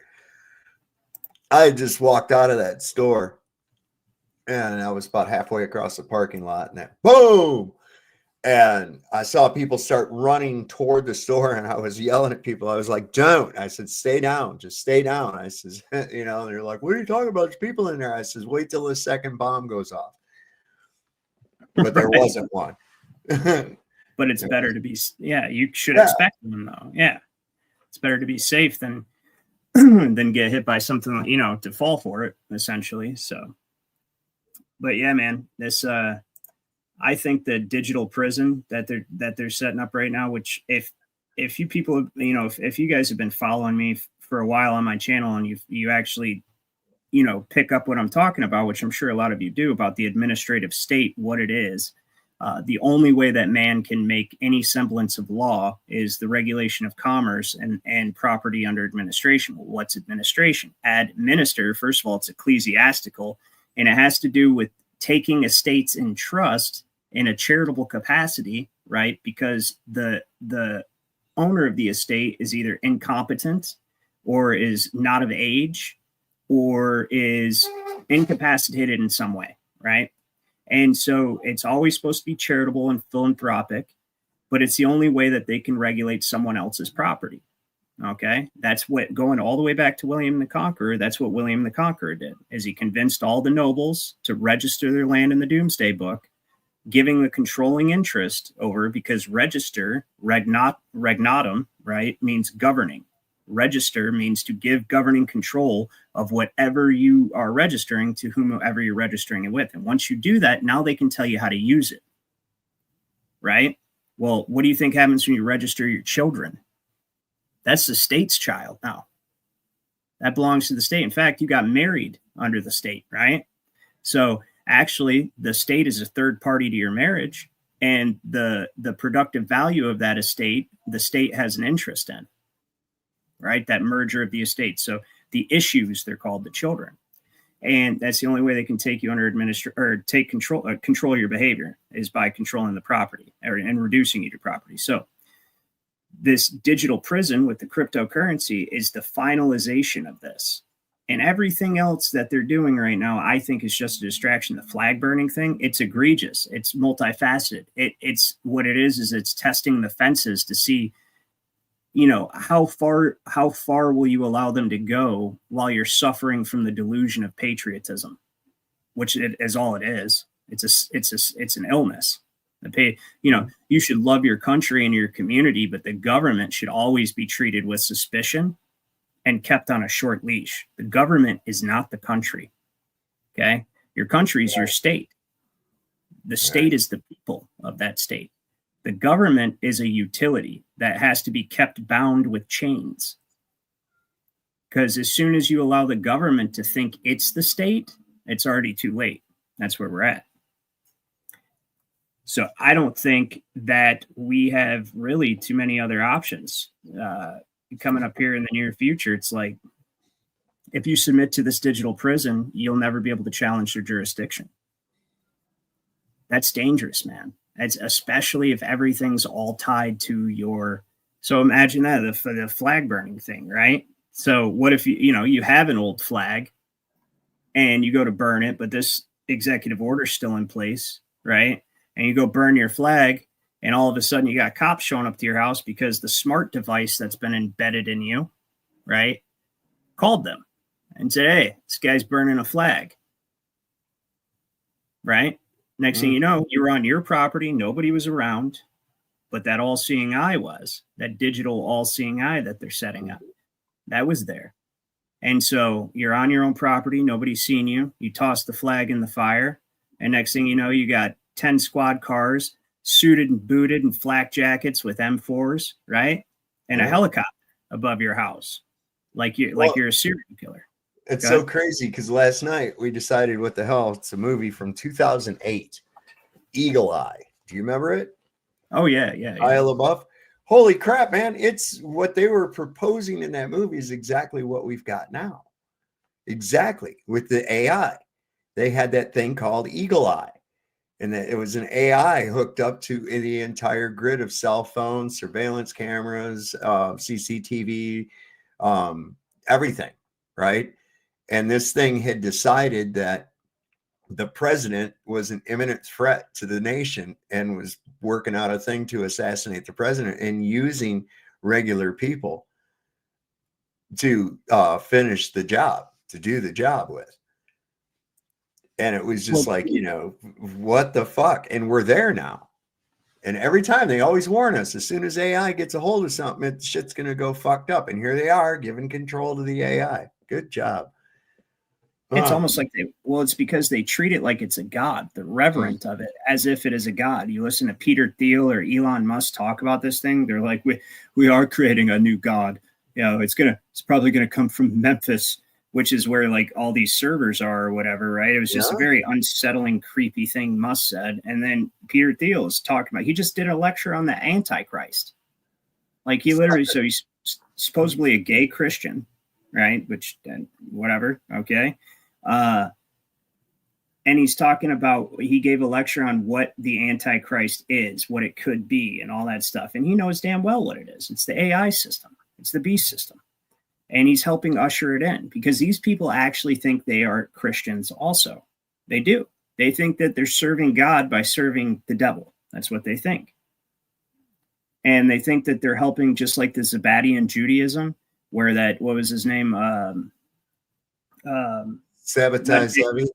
Yeah, Zabbatai Zevi. And then later Jacob Frank, who said he was the reincarnated version of him, said that they needed to usher in the Messiah by sinning as much as possible and spreading as much degeneracy and immoral behavior around as they possibly could. And this actually got a huge movement and then ended up infecting Islam as well, right? It's called Sabbatian Judaism, infected Islam as well because he was forced to convert to Islam by a sultan. And he just kept doing the same thing. Well, this cult's still alive. They really do think that they're doing the right thing by doing the wrong thing. It's quite insane. And you remember Enemy of the State? That was another one I was going to ask you. Do you remember when that movie came out? We were like, everybody was like, no way. That's not possible. Let me look and see what year that was. It's 99, I believe. Or 98 or 99. 98. 98, yeah. And it was like, no way will the government ever be able to do that. That's crazy, right? And of course, they've got their puppet actors that are always in all the movie. iRobot, Shia LaBeouf, GoldenEye, right? Will Smith, iRobot, Will Smith, Enemy of the State, right? It's always the same. I Am Legend, yeah, that was a big one too. And these guys are psychopaths, and it's all about, if you could see the spiritual nature of this truly, right? It actually is horrifying to me because I can see it very clearly. It is the usurpation of divine jurisdiction, right? Only God can make law.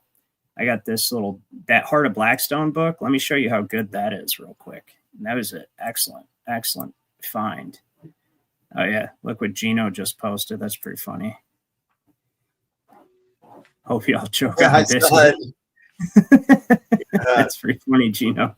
But let's see. I got this Heart of Blackstone somewhere. I'm sure of it. I had it open. But right in the beginning of it. I'll be right back. Okay. No, that's Blackstone's commentary. Here, let me just open it again. Why not? I'll do that. We'll go to downloads. It'll be right there. All right, check this out. It tells you what law actually is right in the beginning, which I say this all. I know that's what it is because I've read a lot of treatises on law. The spirit of the law is the spiritual because it works upon and through the will alone. That's J.G. Warner, a treatise on the American law of administration. This right here says the common law is grounded upon the general customs of the realm and includes in it the law of nature, the law of God, and the principles and maxims of law. Okay, it is founded upon reason and is said to be the perfection of reason acquired by long study, observation, and experience and refined by learned men in all ages. It is observed. Law is discovered. Law is written about. It's not written, it's written about.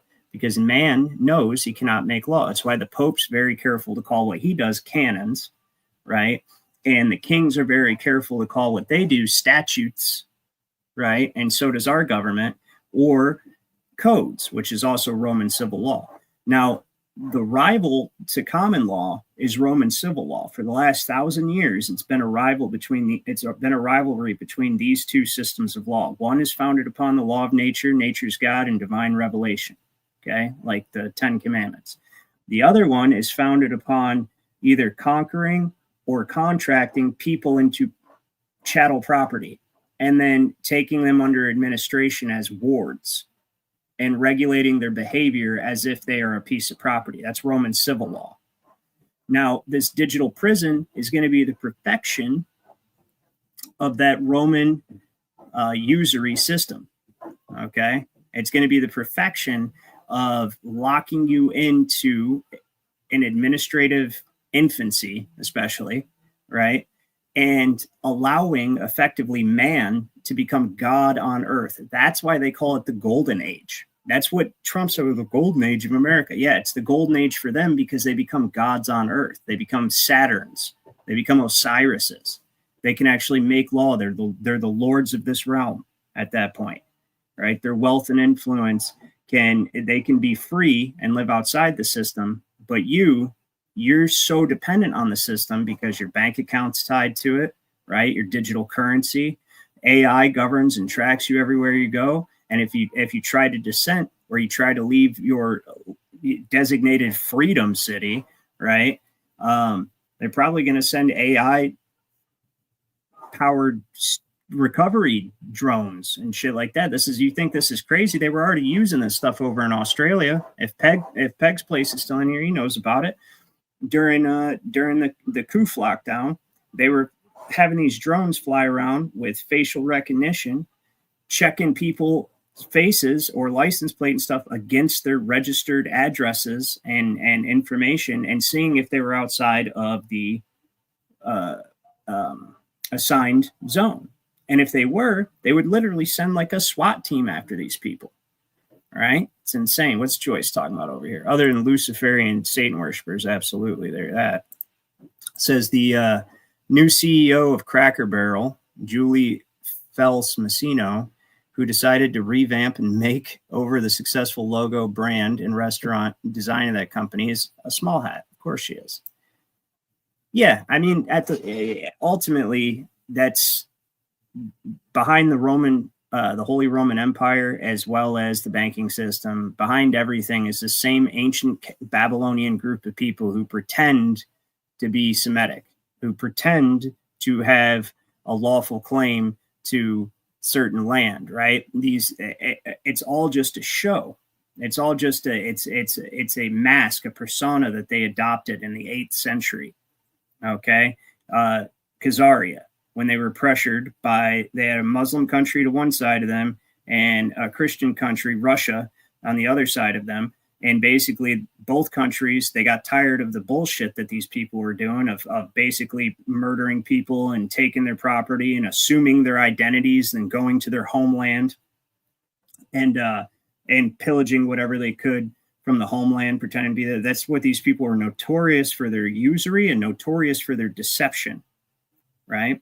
And the countries outside of them got tired of all this shit, and they said, "Hey, you need to convert to an Abrahamic religion, or we're gonna crush you," right?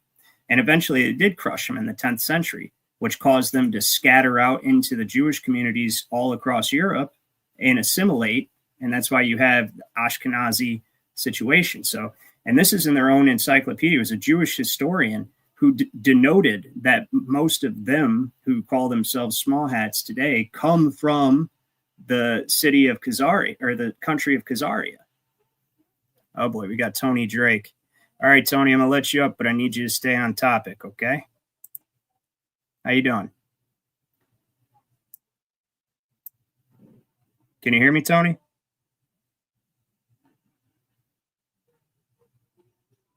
Okay, well, Tony's... Can you hear me? Yes, I can. Yeah. Topic. Well, I've been doing a lot of thinking, meditating. I really think we need to burn the corporate fiction. I agree with you, Tony. I agree with you. That is the idea. And the corporate fiction is mainly on paper, and we need more carbon in the atmosphere, so let's burn the corporate. Hey, and that's so important now. Little did I know when I created this channel and the channel name, I knew what it meant, obviously, but I didn't know how important that particular aspect of the system would be, burning the corporate fiction before they can set up this digital prison that will lock you into it. That's the whole thing. You're not that trustee on paper, just like Tony said. You're not that infant chattel property that they have on paper. That's a fiction given the force of law to make it treated as come fact. on. Yeah. Hey, but get to the point. The point. We've got to burn all of the paper. So there's no more two-dimensional bloody government. Oh, I heard you talking about this. Yeah, well, once upon a time, I don't know if you know this, but back in the first 1,000 years of Western common law, it was considered an abomination to write down the law. And so the people were self-governing and they transmitted the law orally. That changed ultimately with the Magna Carta. And the Magna Carta was exactly what our ancestors warned against. It gave man the opportunity to be deceptive. And they did. They infected the common law with the Roman civil law of administration, essentially, the trust law. And that's why when you look at the Magna Carta, the very first 5 articles are talking about, how administration can happen, what the administrator is supposed to do, so on and so forth. I thought I had it up somewhere. Hey, yeah, but that's the whole point. That's the whole point. We use spellings to create sentences. Well, yeah, I know. Trust me, I know that aspect of it is Corbett's. James Corbett just did a fantastic documentary not too long ago on the Gutenberg printing press and the mystery and conspiracy that was around the creation of the Gutenberg printing press, right? And how prior to it, you couldn't have mass dissemination of information used to affect public perception, right? And so part of the reason why they even increased literacy in the first place was to be able to manipulate people through, like, the very first things that the Illuminati infiltrated when they were created were reading societies. And why reading societies? Because authors like the Three Musketeers, for instance, Maximilien Robespierre that wrote that, he was one of the coadjutors of the French Revolution. And that's what was encoded in the Three Musketeers. And this is how they affected people with the ideal of revolution that they wanted to happen to destabilize the monarchies, ultimately, all over Europe, and bring them under the banker control, ultimately the papal control, right? And so you're 100% right. It is the reading, but we can't get rid of reading, right? What we have to do is just return to law that doesn't have to be written down, which is common law. You just, hey, do you know how not to break common law, Dad? Oh, you just don't violate anyone's free will and honor your word. That's it. Yeah, that's it. That's all we need. That's it. Hey, in this country, I don't know what it's like in your country, but in this country we got people called JPs, which is Justice of the Peace, right? There's about 5. There's about 5 in every small town, and I've been speaking to them. They used to have the power to negotiate between any dispute. Yeah. So, see, in our country, justices of the peace, in our republic, rather, because we're a collection of countries. That's what people don't actually realize. We're a collection of countries in a confederate union. But anyways, the justice of the peace was just a paper pusher here. That's it. The justices of the peace had no power to decide the facts or the law of any case before them at all. But they were considered to be a negotiator. They were not necessarily a negotiator. What their purpose was to be to facilitate the functions of the court. So if you file an action or a rebuttal, because justice of the peace is common law position. That's all paperwork. Paper is the problem. Right. But I'm just saying, at common law, you asked me what was a justice of the peace. So let me show you this real quick. So in the Bill of Rights, it tells you. But maybe originally, when I'd like to see the original charter that they had. Okay, so what I'm going to show you here is from the Virginia Bill of Rights, okay, from 1776. And this was made in such a way as to restrict the power of both the courts of Virginia and the other branches of government from ever abridging the rights of the people of Virginia. And it says, I would keep a copy of this on me if I was you, Dad. It says that all men are by nature equally free and independent, have certain inherent rights, of which when they enter into a state of society, they cannot by any compact deprive or divest their posterity, which means that your mom and dad can't register your birth and deprive you of your right to property, Right. which they did, right? And it says, namely, the enjoyment of life and liberty, the means of acquiring and possessing property, and pursuing and obtaining happiness and safety, which you supply yourself. You don't have a right to safety supplied to you by the government because that's how they trap you. No, you have the right to obtain safety. Just like you don't have a right to food or healthcare or any of that other shit, but you have the right to obtain those things, and nobody can impede that. Okay. That all power right here, this is what you asked about the courts, that all power is vested in and consequently derived from the people. That's the difference between our republic and yours. You guys still had a monarch, right? Still had rulers. All power is vested in and consequently derived from the people. That magistrates are their trustees and servants, and at all times amenable to them. So that means if I'm the plaintiff in a case and I file an action against somebody else, it's my court. That's my court. The justice of the peace is merely there to facilitate the court proceeding. Okay, if I need paper moved, he moves it. That's it, right? And I'm the sovereign of the court unless the defendant requests a jury.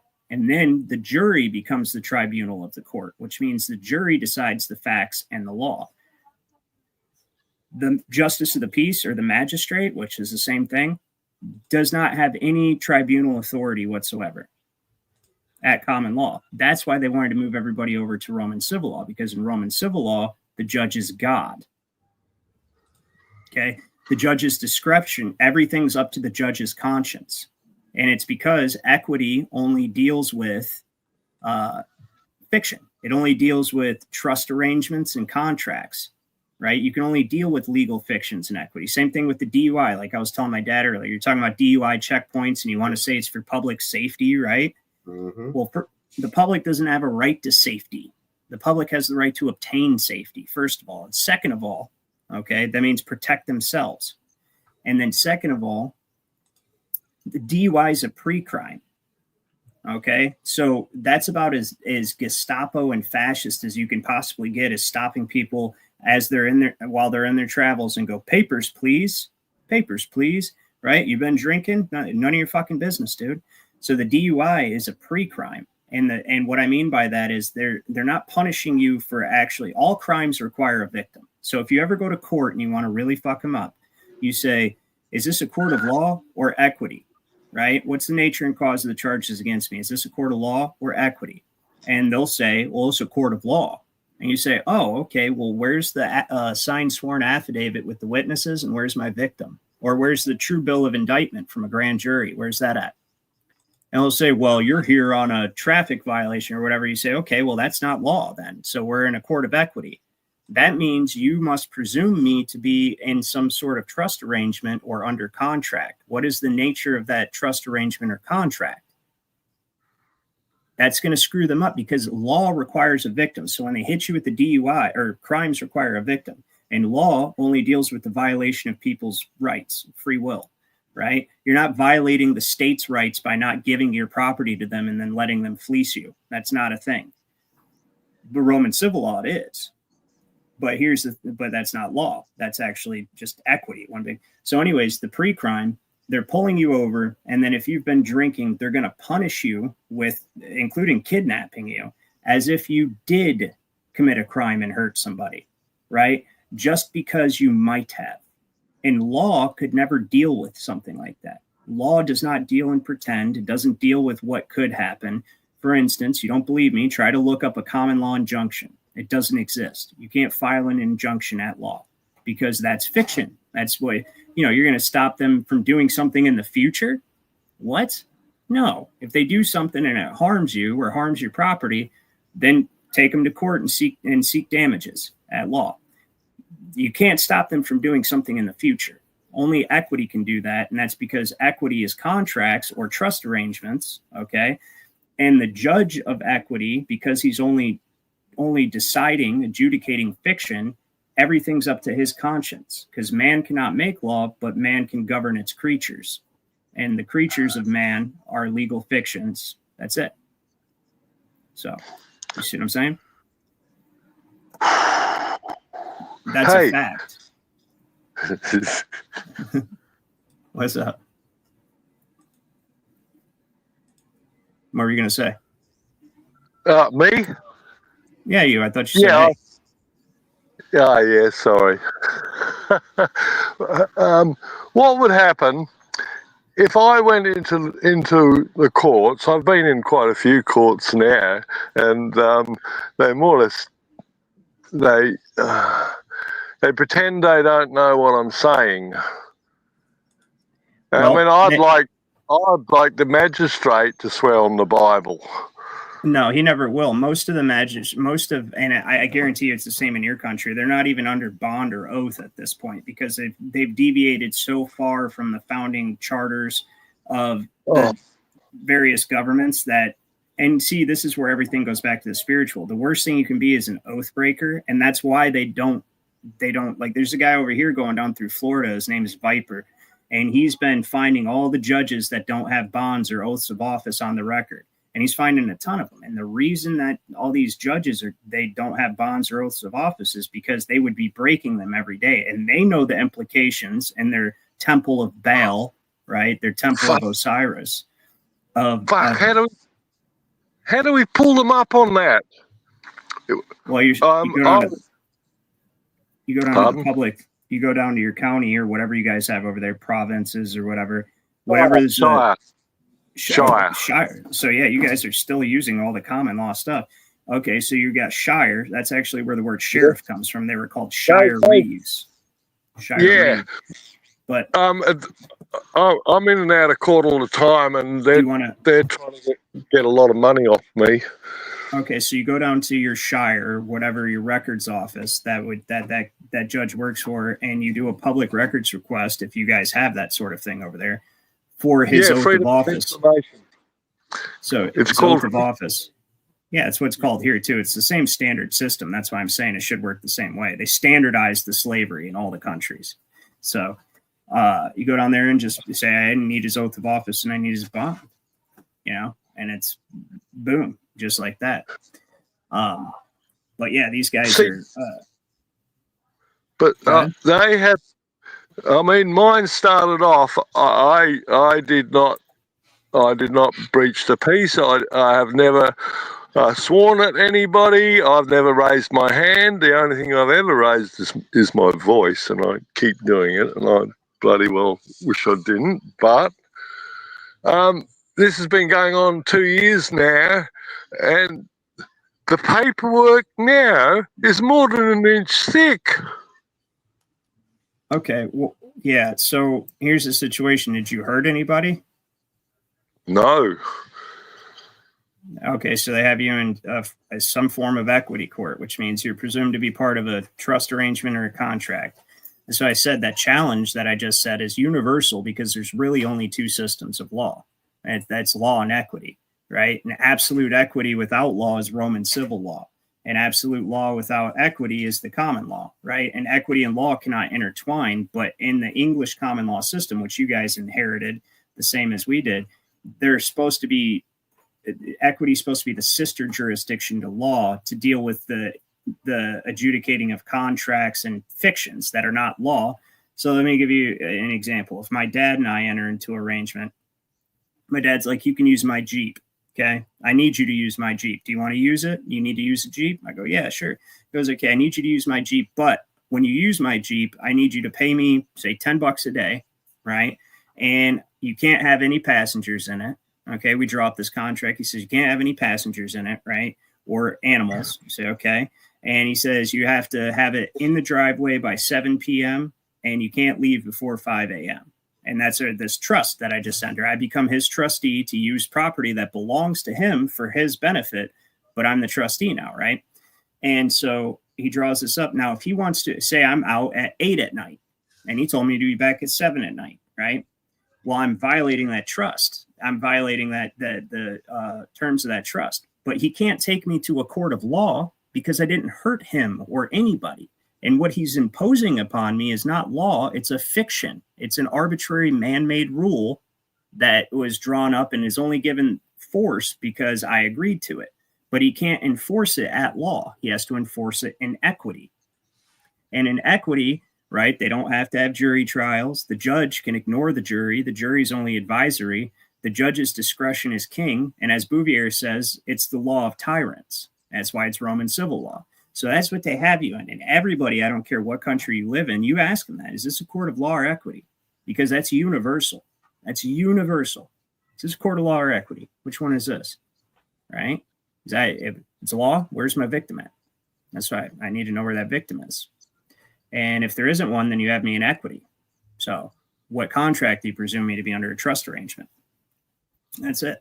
And the other key to this, I have to tell everybody, is never let it get past arraignment. As soon as you file a motion of special appearance to let them know you're going to be appearing by special appearance so that your appearance isn't taken as consent to jurisdiction, right? So if you just show up in a general appearance, that's consent just by you showing up and being like, I'm here, right? Then they're going to go state your name for the record, right? State your name for the record. You say you do not state your name for the record. You again reiterate, I'm here by special appearance, right? To clear up the confusion here. I come before the court, having been found to be living. I'm the sole heir and executor of the res defendant estate because they're bringing a non-living estate to court and the chattel property to stand as surety for it and to perform the obligations. Your chattel property when you're in their jurisdiction. So you basically are going down into the underworld and you're like, hey, I'm here by special appearance to clear this up. You guys, I don't belong down here. So you need to go ahead and get me off your books. And then you ask the questions I asked, like, is this a court of law or equity? What is it? And know the difference. So but that Declaration of Rights for Virginia, I would keep that on you because that's a badass thing. And I can't believe the shit they're doing in Virginia right now compared to, it's wild, dude. Because you guys got the DUI checkpoints down there, right? Yeah. Yeah. And you guys, and the property administration is out of this world, dude. Inspection stickers, that's wild. There's not a single car up here in Michigan. I have to go get my inspection done. Well, you better get that car inspected. Do at the end of the month. Well, last time I let it lapse for like 6 months. And then I got pulled over and I was meaning to have it that because they changed the law. They can't pull you over for a dead inspection sticker. That's a secondary offense, like a seatbelt. Well, so they pulled me over for that. And I said, what'd you pull me over for? He says, you have a dead inspection sticker. I said, I know that. What'd you pull me over for, though? That's awesome. Well, because you have a dead inspection sticker. I said, no, they just changed the law.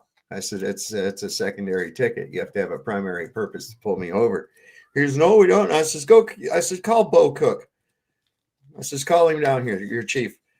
And I've known Bo since he was a patrolman in Stanley. Now he's chief of police in Luray. Okay. And, yeah, I mean I've known him like on a personal level. It's a good friend to have for sure. Yeah. I just told him, I said, go get Bo down here. Tell him Dave Kane wants to talk to him. And he says, what are you talking about? I says, you better look on your phone right now. He said, and so they looked and they said, oh, okay. He says, well, why didn't you get your inspection renewed? And I said, because I was busy. Well, also, that's the whole thing, though, is if it's even that's what irritates me about it. Every time I even think about that, that's why I love Virginia. It's beautiful. And on your side of the state, the people are pretty decent, some of them. Yeah. And but it's just that aspect of you're going to tell me that I have to go get my property inspected to be able to drive on roads. And they go, well, those are public roads. Yeah. Who owns the public? Who owns the public? Well, I know that now the state administers the public, but ultimately every public road, right, that they want to say, oh, it's public road, we can tell you to do this, right, is actually made up of easements of private property. Okay, that's why they say that 20 feet from the center of the nearest lane of traffic is called a public easement, okay, and is public property. But that is donated by the private, the people, for the public's use, right? Right. They can't tell you how to use your property. That's the biggest thing, whether it's in public or on your property. They can't tell you how to use your property. That's why they had to take you under administration in order to make that happen.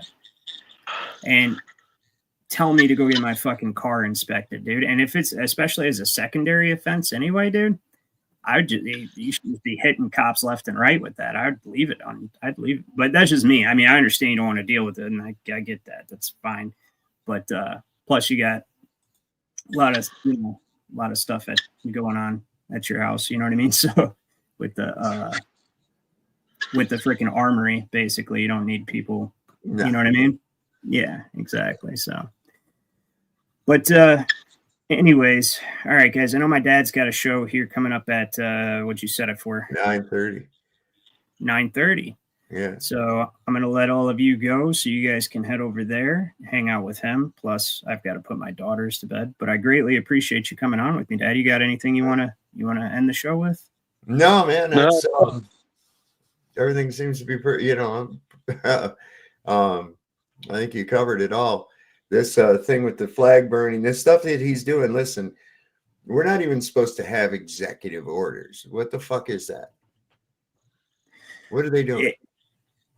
Exactly. And so I will say that George Washington and those guys did issue executive orders. But so prior to Lincoln, executive orders would have never affected the public at large. The executive orders are for the government. Yeah. Right.